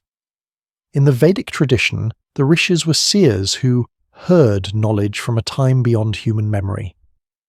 In Mesoamerica, Quetzalcoatl and Viracocha arrived after catastrophe to restore order. The Dogon of West Africa speak of the Nommo, descending from the stars in a time when the world was reshaped by water. Even the Greeks, in their later reinterpretation of older myths, spoke of Prometheus, a culture bringer punished for giving humanity knowledge it was not meant to have. These stories are often dismissed as symbolic personifications of cultural development. Yet the same motifs recur: the timing after catastrophe, the function, restoration, and the disappearance, mysterious, incomplete, or unwilling. Why would emerging civilizations describe their foundational knowledge as something returned by intermediaries rather than something they discovered? Perhaps because they sensed, dimly, that they were inheriting fragments of a much older system whose authors they could not name. This interpretation gains weight when we examine the nature of the knowledge attributed to these beings. The Apkallu taught measurement and city planning. Thoth taught writing and celestial order. The rishis transmitted hymns that encode astronomical cycles. Quetzalcoatl taught calculation and timekeeping. The Nommo taught cosmology with details eerily corresponding to astronomical facts. The wisdom associated with these figures is not random. It clusters around 4 domains: measurement, time, harmony, and rebuilding. These domains mirror the very disciplines whose earliest forms appear too sophisticated, too sudden, too synchronized across the ancient world, as if the myths preserved not fantasy, but the memory of a process, an intervention not in the supernatural sense but in the cultural sense. survivors of a lost world passing their knowledge to new societies, interpreted by those societies as divine. If so, then the intermediaries may have been less mystical than mythic memory makes them appear. Teachers, engineers, navigators, scholars who carried fragments of knowledge across an age of collapse. But as generations passed, their identities dissolved into symbolism, their disciplines into myth, their presence into archetype. Yet another question arises. Why did their knowledge not endure? Why did it diminish, distort, fragment? If these figures restored a fading inheritance, why did the world not preserve it fully? One answer lies in trauma. Catastrophe disrupts continuity. Oral traditions shatter. Populations disperse. Knowledge that was once part of a coherent system is transmitted through isolated groups who remember different pieces. Over time, their descendants interpret those pieces through ritual, art, or myth, preserving the shape of the system but losing its clarity. We can see this erosion in the record. In Sumer, the first generation of scholars knew astronomical cycles later forgotten. In Egypt, the earliest pyramid builders used techniques later dynasties could not replicate. In the Indus Valley, standardized measures vanished after the civilization declined. In Mesoamerica, some early glyph systems were simplified or abandoned. Knowledge fades, but symbols remain. And it is through symbols that we encounter another global phenomenon, the depiction of beings who are neither gods nor humans, but something in between. The Apkallu are shown with bird heads or fish cloaks. The Shemsu Hor are depicted as elongated figures with unusual crowns. The Rishis are rendered as luminous beings vibrating with light.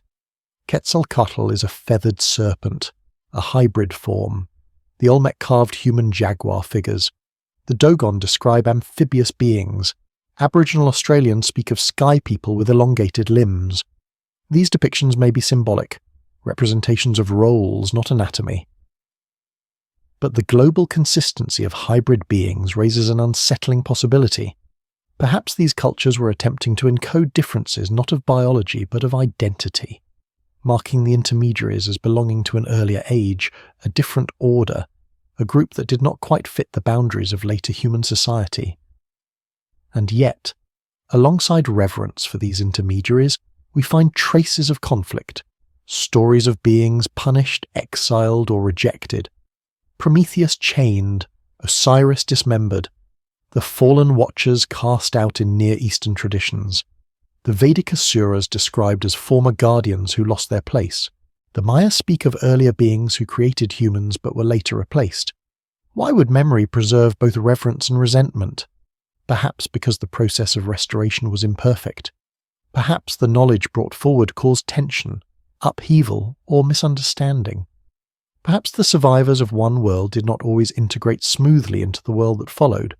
Or perhaps their presence reminded humanity of the trauma it sought to forget.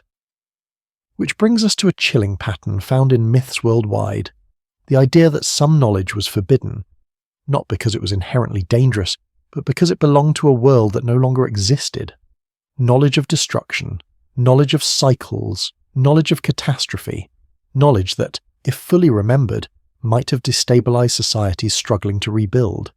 This is where the silence in the historical record becomes most poignant. Not everything was forgotten. Some things were hidden, and the intermediaries, whether literal teachers or symbolic memories, became focal points for that concealment. The knowledge they carried forward was split. One part preserved through ritual, another obscured behind mythology. It is here, in this tension, that a new question emerges, one seldom asked, yet increasingly difficult to ignore. What if the earliest civilizations were not attempting to ascend toward gods, but to distance themselves from them?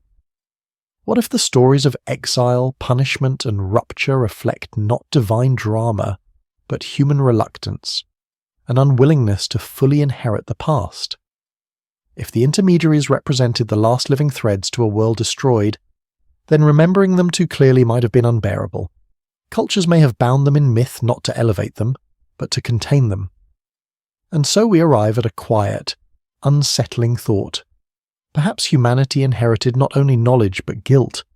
Guilt for forgetting, guilt for surviving, guilt for refusing to carry the full weight of memory into the new age, which leads to the lingering question that hovers at the edges of every ancient myth. Were the intermediaries honoured because they brought knowledge, or because they bore the burden of remembering what humanity could not bear to recall? If the ancient intermediaries carried fragments of a world humanity could no longer fully grasp, then the next layer of the mystery lies in the way early civilizations responded to these fragments. For scattered across the earliest myths, laws and rituals, we find not just reverence or fear, but a profound effort to rebuild order itself, as though the world after the Great Forgetting was not merely a blank slate, but a place where chaos lingered at the edges, threatening to swallow memory entirely unless humans bound it with rules, rhythms, and sacred obligations. This becomes strikingly visible in the sudden appearance of complex social codes. Sumer, one of the earliest civilizations, produced kingship lists and legal frameworks with meticulous precision, yet these appear as though they were restoring a pre-existing order. The Sumerian concept of me, the divine decrees governing everything from architecture to music to kingship, did not develop gradually. It arrived fully formed, a catalogue of cosmic principles said to have been recovered, not invented. Why would early Mesopotamians believe society was something to be remembered rather than created? Egypt echoes this same impulse. The notion of Ma'at, cosmic balance, truth, and proper order, permeates the earliest dynastic inscriptions. But Ma'at is described not as a new ideal, but as a restoration of harmony lost after a primordial disruption. Pharaohs are not said to rule because they are powerful, but because they restore that which was torn apart. They uphold a blueprint older than humanity itself. The idea is not metaphorical. It saturates the earliest funerary texts, suggesting a cultural psyche shaped by the memory of collapse. In the Indus Valley, the evidence is more enigmatic but equally compelling. Their urban planning, precise grids, standardized bricks, efficient drainage, suggests a society organized around order, cleanliness, and control. But their lack of ostentatious monuments or royal iconography hints at something unusual. A culture whose priorities seem shaped by the desire to prevent chaos rather than commemorate power. Why would a civilization so sophisticated remain so collectively anonymous? What memory guided their quiet discipline? Even in ancient China, the earliest dynasties revolve around restoring the mandate of heaven, a cosmic right said to be lost when order collapses. The first emperors are not innovators. They are rectifiers, rebuilders, custodians of cycles older than their thrones. This global emphasis on restoring order begins to make sense only when viewed through the lens of trauma. If humanity had emerged from an age of upheaval, floods, climate disruption, societal collapse, then early civilizations may have felt they were living in the shadow of a broken world. Preserving order would be an act of survival. Rebuilding would be an act of memory. Yet the desire for order did not stop at laws or cities. It extended into something more intimate, the codification of the heavens. Astronomy was not simply observational, it was prescriptive. Calendars were not merely tools of agriculture, they were systems for stabilizing meaning. Many of the world's earliest monuments, Stonehenge, the pyramids, Nabta Playa, the megalithic structures of Peru, serve as anchors between earth and sky, aligning human life with celestial cycles, as if to prevent a recurrence of chaos. The world that followed the Great Forgetting may have been governed as much by fear as by knowledge. Fear that losing the celestial order meant inviting catastrophe. Yet alongside this global impulse to create structure, something else appears, the sudden rise of rituals designed not for worship but for remembrance. At Göbekli Tepe, the animal reliefs on the pillars appear not decorative but mnemonic, encoding seasonal cycles, constellations, or warnings. The enclosures themselves may have served as ceremonial theatres where memory was reenacted. In Egypt, the Sed festival, one of the oldest royal rituals, symbolically resets kingship, as if to guard against a cyclical breakdown. The rite is ancient, predating even the pyramids, and its purpose remains half obscured, half preserved. In the Andes, ritual pathways called sikes radiate from Cusco like spokes on a wheel. Though much younger than the Neolithic sites, the pattern echoes a primordial concern: to walk the landscape in prescribed routes, ensuring its memory remains intact. And in Australia, the Dreamtime stories, among the oldest oral traditions on Earth, encode ecological, astronomical, and geographical knowledge in narrative form. They are not myths in the modern sense, but memory systems, ancient maps disguised as songs. If rituals served as vessels of knowledge, then their ubiquity hints at a deeper truth. Humanity did not trust memory to survive on its own, but rituals also hide something troubling. Many of them seem incomplete, as though fragments of a grand system that once extended far beyond the cultures that preserved them. Their original purpose, their broader context, may have evaporated long before recorded history. What remains are shells, beautiful, symbolic, enigmatic, and hollowed by time. This fragmentation brings us to one of the most mysterious developments in early civilizations, the emergence of esoteric traditions. Across the world, secret rites and specialized castes appear suddenly in the early stages of civilization. Egyptian priesthoods guarded ritual knowledge with fierce exclusivity. The Brahmins preserved Vedic chants through oral precision. The Magi of Persia developed astronomical and mathematical knowledge hidden from the public. In Mesoamerica, knowledge of time cycles was reserved for the calendar priests. Even in ancient Europe, megalith builders appear to have operated within a specialized knowledge circle, passing architecture and astronomy through select initiates. Why would early civilizations emphasize secrecy so strongly? Why not share their knowledge openly, especially if that knowledge was crucial to survival? Perhaps because they were not only preserving knowledge, but protecting it. From the public? From enemies? From misuse?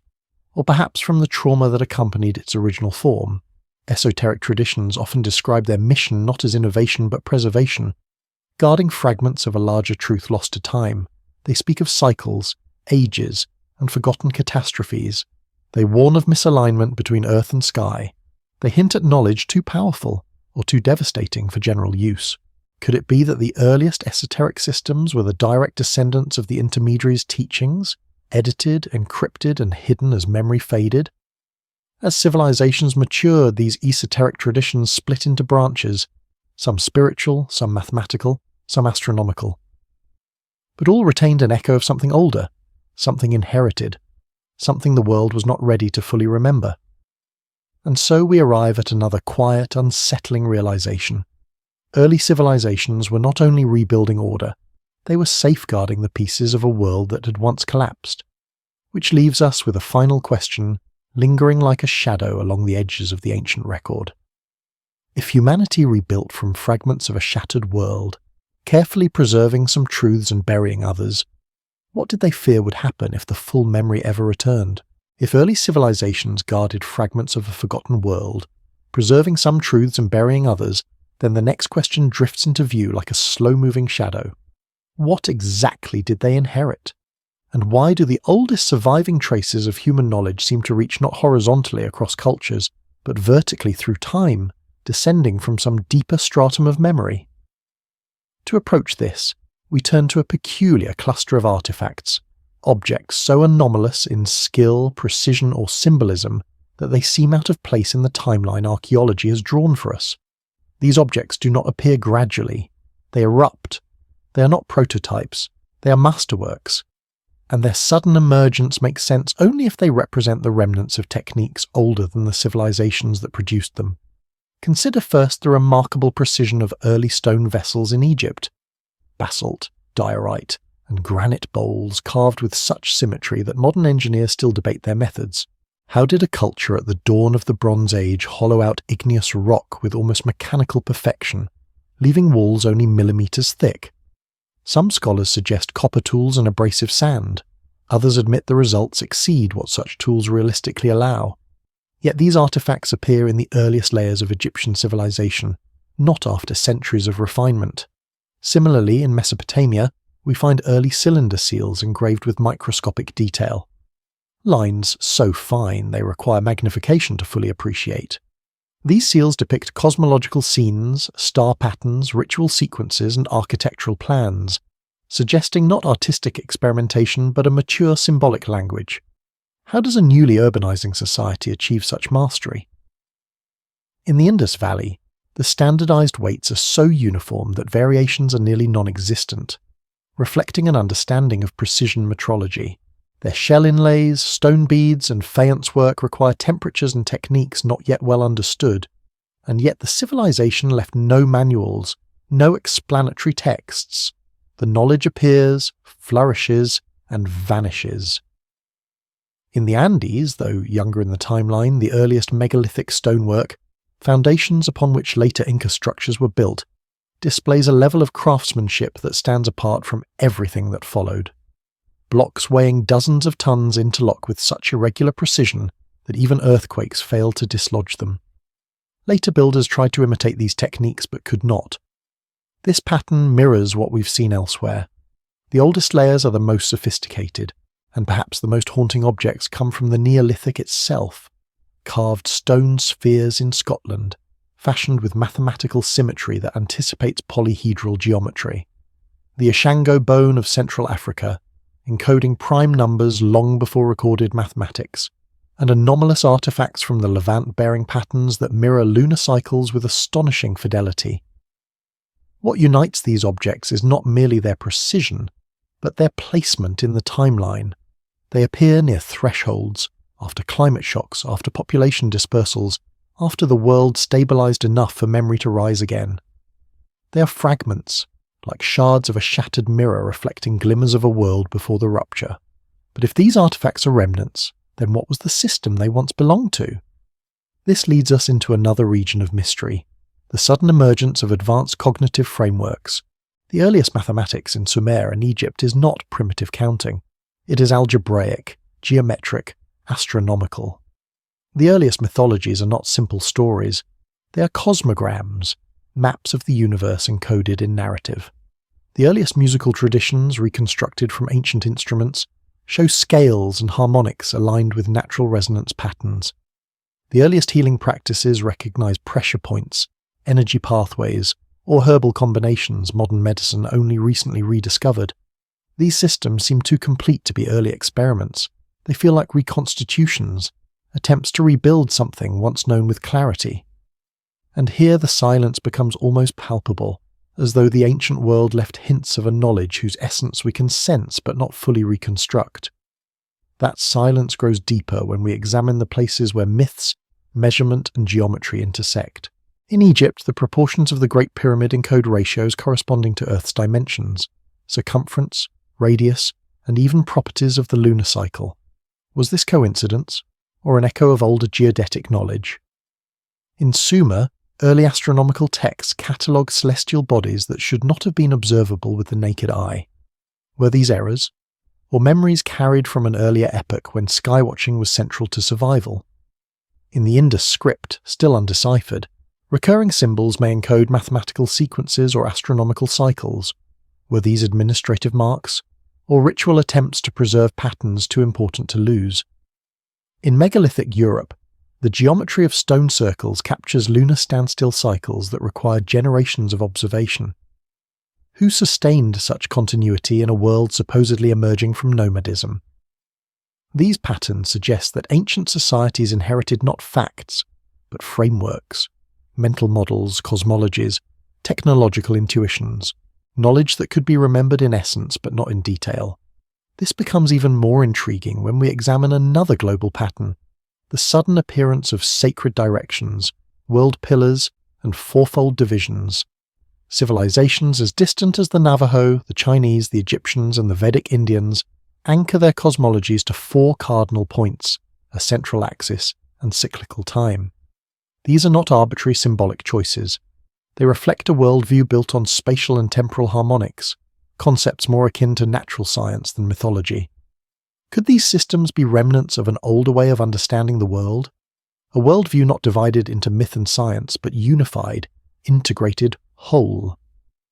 If so, then the fragments we study today may be the remains of a holistic epistemology, scattered by catastrophe, preserved imperfectly by survivors, turned into ritual by their descendants, and finally into myth by ours. One cannot help wondering what this earlier system might have looked like. A knowledge tradition woven through astronomy, acoustics, geometry, and symbolism. A worldview in which the human mind, the earth, and the sky formed a single continuum. A science expressed not in equations, but in alignments, stories, and architecture. Something so complete that its loss would feel not like a crisis, but like the end of a world. Which brings us to a gentle but haunting question. If the ancient fragments are the shadows of a lost synthesis, then what kind of civilization could have held the whole pattern in its hands?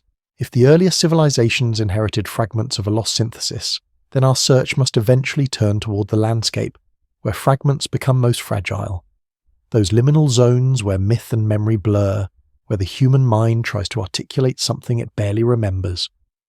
For scattered across the ancient world, separated by continents yet strangely unified in theme, we encounter stories not only of teachers or intermediaries, but of worlds before worlds, epochs erased, rewritten, or sealed away with deliberate care.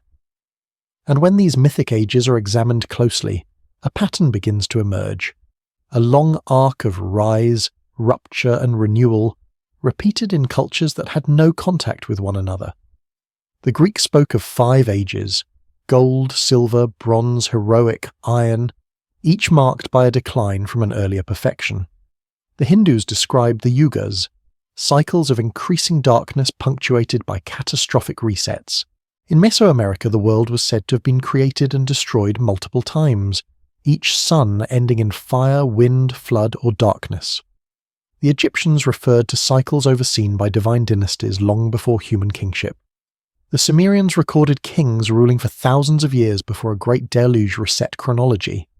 The Norse imagined previous worlds swallowed by ice and fire. Aboriginal Australians spoke of past dreamings erased when the land itself changed shape. These myths do not align perfectly. They are mosaics, not mirrors. But their shared logic suggests a worldview in which civilization is not a linear ascent, but a story interrupted. What would cause so many cultures, independently, to frame their origins not as beginnings but as returns? The simplest answer is memory, collective, inherited, imprecise, yet persistent. A memory of a world that ended, leaving survivors to rebuild meaning from its ruins. This becomes especially intriguing when we examine the way ancient people encoded time on a vast scale. The Maya long count tracking thousands of years, Hindu cosmology, mapping cycles in the millions, Egyptian calendars extending far beyond human lifespans, Chinese dynastic cycles tied to celestial rhythms. These systems are too expansive for young civilizations to invent casually. They suggest contemplation of cycles witnessed or remembered, not by individuals, but by lineages carrying echoes of earlier catastrophes. And then there are the geological correlations. Around 12,800 years ago, the Younger Dryas onset brought sudden cooling, megafaunal extinctions, and global shifts in climate. Around 6200 BCE, a massive meltwater pulse triggered rapid sea level rise. Volcanic eruptions, impacts, solar shifts. Earth's deep past is scarred by violent events. If early humans lived through even one of these upheavals, the memory would shape myth for millennia. But what if they lived through more than one? What if the memory of cycles, long forgotten at the level of detail, remained embedded in story, symbol, and ritual? In this light, the recurring mythic ages may not be fantasy, but attempts to express patterns beyond the grasp of literal language. Patterns tied to climate oscillations, orbital cycles, or cosmic events. Patterns survivors could not fully understand but felt compelled to encode. Yet these myths do more than recount past destruction. They describe knowledge, sacred, dangerous, powerful, carried forward imperfectly. Knowledge said to have belonged to the earlier ages. Knowledge humanity was not always permitted, ready, or willing to inherit. Take the Vedic notion that the truths of earlier yugas were too powerful for later ages, accessible only to sages in altered states of consciousness, or the Egyptian belief that the wisdom of Zep-Tepi was stored in temples as symbols rather than literal teachings, or the Mesoamerican warning that certain forms of calendrical or astronomical knowledge were meant only for the priests, those trained to interpret cosmic cycles safely. In these traditions, knowledge becomes not only memory, but responsibility. And here another global pattern emerges: the fear of misuse. Myths describe earlier ages undone by hubris, by imbalance between heaven and earth, by knowledge wielded without restraint. Flood myths often blame human arrogance or disorder, as much as natural forces. Greek myths describe civilizations destroyed for exceeding their bounds. Sumerian texts speak of forbidden knowledge. The Book of Enoch, though much later, preserves echoes of ancient stories in which beings impart knowledge not meant for humankind. Could these be distorted recollections of real tensions, technological, societal, or ecological, that existed in the world before the rupture? If so, then what we call forbidden knowledge may simply be knowledge that became dangerous in the fragile world after catastrophe. Knowledge requiring stability, resources, or collective wisdom that post-cataclysm societies no longer possessed. This brings us to a quieter but more haunting pattern: the way ancient cultures guarded certain practices through secrecy, select priesthoods, initiation rites, or symbolic veils.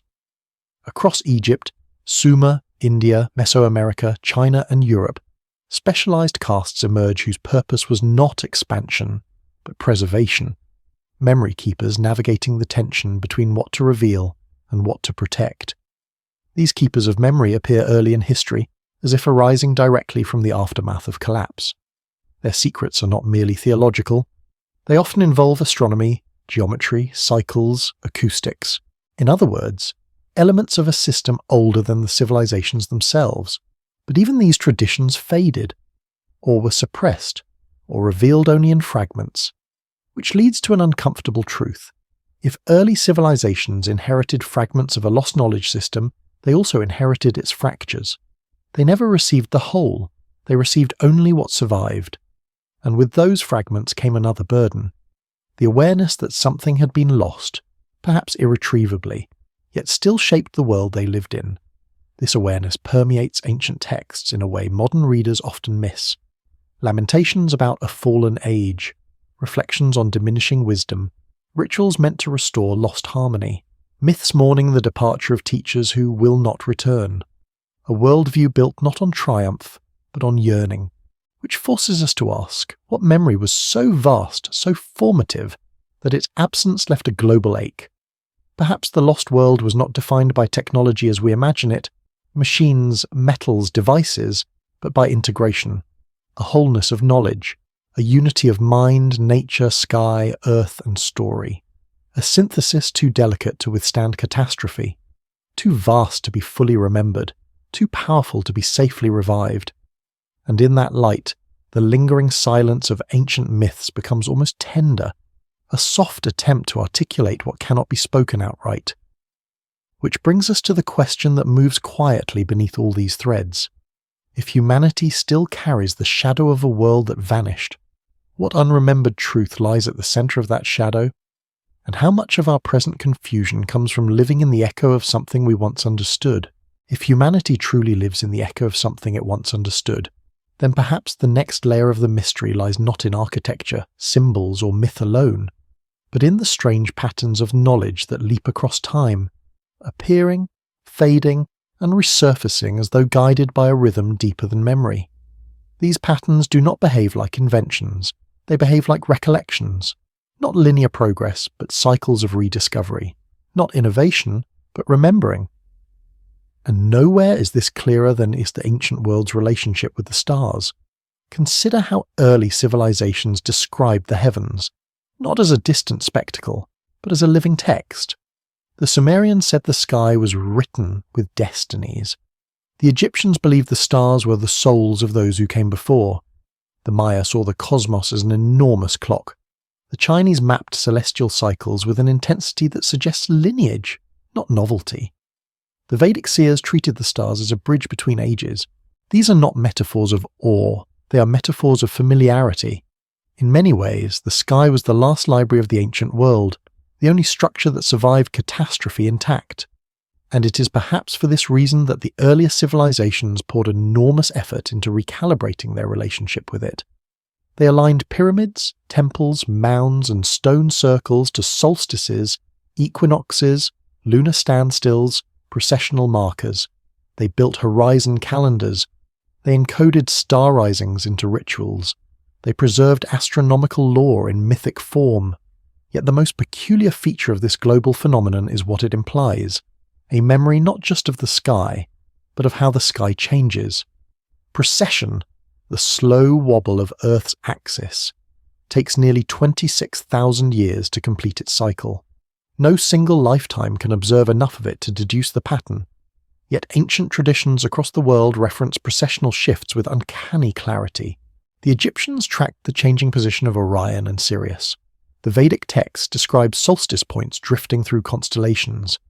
The Maya long count encodes cycles far exceeding human timescales. Even Norse myth alludes to a cosmic axis that shifts and recenters across ages. Why would young civilizations concern themselves with celestial motions almost impossible to detect without centuries of continuous observation? Unless that continuity belonged not to them, but to the world before. Perhaps early skywatchers inherited long-term patterns from a culture that had spent millennia observing the heavens. Patterns preserved imperfectly across time, fractured by catastrophe, reassembled by societies struggling to reclaim coherence.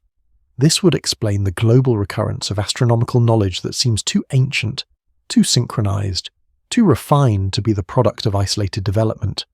But astronomy is only one strand of the deeper pattern. Another emerges in the way ancient cultures approach the human mind. Modern neuroscience often presents consciousness as an emergent property of biology, yet ancient traditions treated it as something that could be cultivated, tuned, aligned, almost like a musical instrument. The earliest meditation postures appear fully formed in the Indus Valley. Egyptian priesthoods practiced controlled states of awareness inside acoustically tuned chambers. Greek mystery schools preserved techniques for altering consciousness through rhythm and breath. Indigenous cultures across the world developed ways of navigating internal landscapes as though they shared a forgotten map. Why would newly emergent civilizations invest so heavily in exploring the structure of the mind? Perhaps because they sensed, instinctively or through inherited fragments, that consciousness itself was part of the old knowledge system, something once integrated into a broader understanding of reality, something that could not be rebuilt through architecture or mathematics alone. This pattern becomes even more striking when we examine ancient healing traditions. Chinese medicine, Ayurvedic practice, pre-Columbian remedies, Egyptian herbal systems all appear early and surprisingly sophisticated. They map the body using meridians, energy flows, symbolic organs, and harmonic relationships.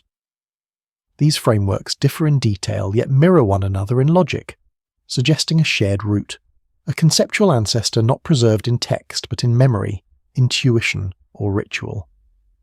If early civilizations inherited even faint traces of such a system, then perhaps the lost world was less technological and more perceptual, a culture defined not by machines, but by integration. A worldview where mind, body, earth, and cosmos were continuous, a science expressed through resonance rather than reduction, a knowledge that did not separate astronomy from healing, geometry from myth, acoustics from consciousness. Such a worldview would be extraordinarily difficult to reconstruct after catastrophe. Fragments might survive, but the synthesis would vanish. And so, as we examine the earliest civilizations, we find remnants, star knowledge without the cosmology that gave it meaning, healing systems without the metaphysics that anchored them, geometry without the philosophical framework that integrated it with ritual, architecture without the worldview that originally connected it to the sky. Everything that survives feels incomplete, as though the ancient world inherited the vocabulary of a language whose grammar it had forgotten. Which raises another question. If early civilizations were rebuilding from fragments, then what caused the original unity to fracture? Was it a natural disaster, a cosmic event, a climatic shift, a societal collapse, or something more complex, something tied to the very knowledge that later cultures treated with secrecy, reverence, or fear? The myths offer clues. Many speak of a moment when humans lost the connection to the heavens, to the earth, to themselves. A fall, a forgetting, a rupture. The specifics vary, but the emotional tone is the same, a sense of something precious slipping away. And in that light, the emergence of priesthoods, sacred castes, and esoteric schools begins to make sense. These groups may not have been gatekeepers of power, but caretakers of memory, attempting to preserve what little remained of the old synthesis. Yet as centuries passed, even their knowledge eroded. Ritual replaced understanding. Symbol replaced function. Myth replaced memory. What remains today are the shadows, intriguing, beautiful, haunting, incomplete. And this leads to a softer, more fragile question, one that settles into the quiet like dust drifting through a beam of ancient light. If the earliest civilizations were living among the ruins of a knowledge system they could no longer fully comprehend, then are we even now still living in the ruins of that forgetting? If we are still living in the ruins of that ancient forgetting, then perhaps the most revealing clues are found not in what humanity built after the rupture, but in what humanity stopped building. For as we move through the archaeological record, a strange twilight zone emerges, a period where certain kinds of knowledge fade almost simultaneously across continents, as though an entire mode of understanding the world slipped quietly out of reach. Geometry persists, but its cosmic context dissolves. Astronomy continues, but its long cycles grow opaque. Ritual endures, but its meaning becomes symbolic rather than functional. And most strikingly, the earliest architectural feats, those that display precision, alignment, and energetic sensitivity, give way to simpler forms that lack both the technical mastery and the metaphysical coherence of their predecessors. Something was lost, not suddenly, but steadily, not accidentally, but almost inevitably. We see the first signs of this twilight in the transition from megalithic architecture to early Bronze Age construction. The stone circles of Britain, the passage tombs of Ireland, the solar-lunar observatories of Armenia, all gradually stop being built. Their later imitations lack the astronomical finesse of the originals. The alignments grow approximate, the ratios blur. The memory of the sky as a living blueprint fades into ritual without precision. In Egypt, the decline is sharper. After the Old Kingdom, the era of the Great Pyramids, construction techniques change. Stone becomes smaller, alignments grow less perfect. Masonry loses its interlocking geometry. The very world-view that fused architecture with cosmology begins to fracture. By the New Kingdom, monumental construction still dazzles, but it no longer encodes the same hidden mathematics or cosmic correspondences that characterized earlier eras. Something profound had slipped beyond cultural memory. In the Indus Valley, the twilight is quieter but equally telling. Cities that once followed precise grids dissolve into more organic layouts. Standardized weights fragment. The undeciphered script disappears entirely. Hydraulic systems break down. Urban sophistication gives way to dispersal, and the memory of the old order vanishes so thoroughly that it leaves behind no myth, no lamentation, only silence. In the Andes, later cultures revere ancient megaliths but cannot replicate them. The Inca themselves admitted the giant stones of Sacsayhuaman belonged to an age before their own. They built atop these foundations with smaller stones, as though accepting, without embarrassment, that they were inheritors, not originators. This global twilight raises a difficult question. If early civilizations inherited knowledge from a previous age, what prevented them from preserving it fully? Perhaps the knowledge was too fragile, too dependent on oral precision. Perhaps it required resources lost in the collapse. Perhaps it required a cultural coherence impossible to maintain after the rupture. Or perhaps, and this is the most haunting possibility, it required a state of consciousness humanity no longer possessed. We find clues to this in the earliest references to altered states of awareness. The Vedic texts speak of a time when humans were naturally closer to cosmic truth. Egyptian hieroglyphs describe a clear seeing that later priests could only approximate through ritual. Greek philosophers refer to a decline from an age of intuitive understanding. Indigenous traditions worldwide speak of ancestors who perceived earth and sky as interconnected fields rather than separate realms. What if the lost synthesis was not merely intellectual but perceptual? A way of seeing the world that allowed ancient people to perceive patterns we now dismiss as coincidence. A relational intelligence attuned to resonance, geometry, and consciousness simultaneously. If so, then the rupture that fragmented ancient knowledge may have been more than environmental. It may have been psychological. This brings us to another global pattern, the transition from cyclical to linear thinking.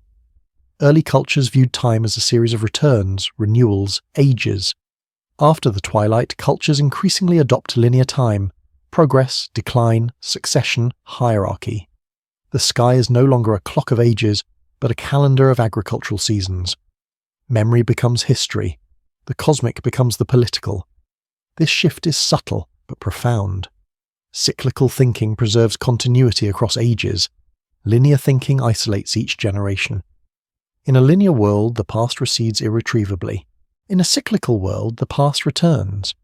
If humanity moved from cyclical to linear perception, then the ability to preserve ancient knowledge across millennia would falter, not because the knowledge was forbidden, but because the worldview that sustained it no longer existed. We also find hints of this shift in mythic trauma. The fall is described across cultures, a loss of connection, a decline from earlier clarity, a fragmentation of unity. Whether framed as a moral fall, a cosmic banishment, or an existential forgetting, the emotional tone is consistent, an ache for something once known intimately but now distant, inaccessible. Could this describe a real psychological rupture? Could the survivors of the ancient world have passed down not only memory but grief? We see shadows of this grief in the early esoteric traditions. Many of them, Egyptian Hermeticism, Vedic mysticism, Chinese Taoist alchemy, Greek mystery schools, are obsessed with regaining something lost. They speak of hidden knowledge, forgotten truths, broken bonds. Their teachings are not about creating enlightenment, but recovering it. They treat the cosmos as a mirror of a unity humanity has forgotten how to see. And yet these traditions too fade or fragment. Each generation holds a little less of the pattern. Ritual becomes symbol, symbol becomes superstition. The original intention dissolves. So what remains? What survived the twilight? Strangely enough, what survived most clearly are the questions. Questions embedded in myth, ritual, architecture, symbol. Questions humanity continues to ask even today. Why do the earlier structures display the greatest precision? Why did so many cultures describe ages before their own? Why do the symbols align globally? Why do the myths echo each other despite distance? Why does ancient astronomy include cycles impossible to observe in one lifetime? Why does consciousness itself seem to have changed? These questions do not point backward. They point downward to a substratum beneath history, a layer of human experience half buried, half remembered, half transmitted through fragments. And if the twilight of ancient knowledge marks the transition into our present world, then perhaps we are living not at the end of a long ascent, but at the edge of a long forgetting. Which brings us to a final delicate question, one that drifts like a faint echo through the ruins of memory. If humanity once knew something essential about the nature of reality, what would it take for us to notice the fragments still glimmering at the surface? If fragments of ancient knowing still glimmer at the surface, then perhaps the deepest mystery lies not in the past itself, but in the way those fragments continue to shape the present, quietly, invisibly, like faint starlight from constellations long rearranged. For as we trace the lines between civilizations, myths, and symbols, a subtle but undeniable pattern begins to emerge. Humanity has been trying repeatedly to remember something, not to invent, not to discover, but to remember. And yet, across the long arc of history, something pushes back. Something resists the return of memory. This becomes especially clear when we examine the recurring phenomenon of forbidden knowledge. Ideas that rise briefly, illuminate the world and then vanish. Ideas that reappear centuries or millennia later in new civilizations, as though surfacing from the same hidden reservoir. Consider, for example, the recurring rediscovery of geometry.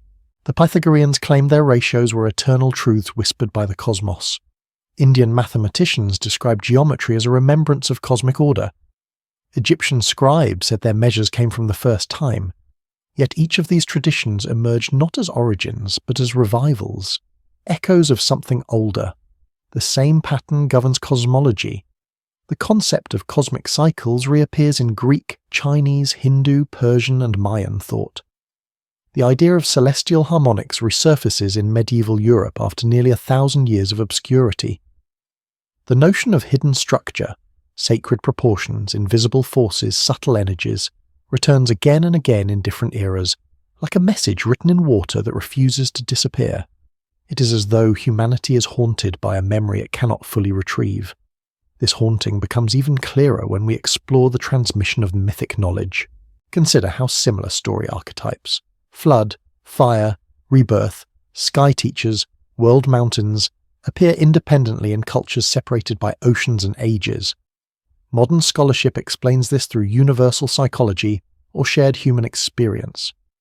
But what if the universality points not downward into instinct, but backward into memory? What if these motifs are not archetypes of imagination, but echoes of history? Distorted, mythologized, ritualized, but rooted in something real. We find even more compelling clues in the way ancient cultures describe their own emergence. Rarely do they claim to have invented anything fundamental. Writing, agriculture, astronomy, measurement, kingship, all are said to have been given, returned, or restored. Civilizations define themselves not through innovation, but through recollection. Yet as these traditions progress, a strange erosion sets in. The earliest texts preserve detail, later ones reinterpret, later still they allegorize, and eventually they forget. Knowledge fades into symbolism, then into superstition, then into silence. But why? What force guides this gradual dimming of memory? Some attribute it to the loss of oral precision, others to shifting social structures, still others to environmental pressures or the rise of politics over priesthoods. But beneath these surface explanations lies a deeper possibility, that the very structure of human consciousness may have changed. This idea, subtle but pervasive, appears in ancient writings.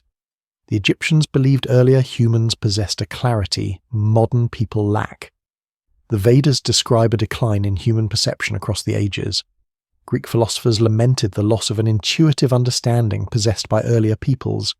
Indigenous traditions speak of ancestors who saw with both eyes, a metaphor for a dual perception humanity no longer fully accesses. If consciousness itself is mutable, if the world after the rupture required a different mode of being, then the memory of the old world would fade not only culturally, but cognitively. The survivors of catastrophic ages might have possessed sensory acuity, intuitive coherence, or integrative awareness difficult for later humans to fathom. Their descendants, genetically continuous but psychologically altered by trauma, scarcity, and survival, may have lost the inner structures that sustained the old knowledge. This would explain why ancient texts read like riddles, even when their language is straightforward. Why ancient symbols seem obvious yet obscure. Why ancient architecture feels intentional but indecipherable. Why rituals appear precise yet hollowed of meaning. Perhaps humanity inherited the tools of a worldview it no longer possessed the consciousness to operate. Yet the fragments endure. Why? Because knowledge embedded in stone, story, symbol, or sky has more resilience than knowledge embedded in thought alone. Megaliths preserve alignments even when memory fails. Myths preserve patterns even when literal meaning fades. Rituals preserve sequences even when purpose is forgotten. And the night sky, unchanged across thousands of years, preserves cycles even when their interpreters disappear. But this resilience also reveals something else. Humanity has been unconsciously preparing for the possibility that memory might return. Why else preserve enigmatic monuments? Why else encode cosmology in architecture? Why else carve symbols that speak in a language no one alive can read? Why else maintain rituals long after their meaning is lost? Perhaps early civilizations sensed their own forgetting, and built for the future, built for the possibility that someday someone would look at the fragments and feel, as they once did, the whisper of something older, something waiting. This idea becomes especially poignant when we examine the remarkable synchronicities that appear across time. Every few centuries, humanity undergoes bursts of rediscovery in mathematics, astronomy, philosophy, acoustics, medicine, not learned from each other, but rediscovered. The Pythagoreans rediscover harmonic ratios known in Neolithic Europe. Renaissance astronomers rediscover cycles encoded in Vedic lore. Modern physics rediscovers concepts that resemble ancient metaphysics: resonance, vibration, fields, symmetry. It is as if knowledge lies dormant, not erased, waiting for consciousness to reach the threshold required to perceive it again. And now, in our own era, something curious is happening. The questions that once belonged to priests, philosophers, and skywatchers are resurfacing in science. Nonlinear time, hidden symmetries, cosmic cycles, distributed consciousness, the possibility that reality is structured, interconnected, patterned. Modern humans are asking again the questions ancient humans tried desperately to preserve, the questions that survived collapse, suppression, dispersion, and forgetting. the questions that glow faintly in the ruins of megaliths and the coded rhythms of mythology. Which leads us to a final quiet realization. The fragments were never meant to be whole. They were meant to be seeds. Seeds preserved through ages of darkness. Seeds capable of germinating only when humanity was ready to ask again, not what happened then, but what happened before. And so a new question arises, soft, persistent, like a thread brushing against the edge of consciousness. If the world is once again remembering what it once forgot, then what ancient truth is preparing to surface? And what will we become when it does?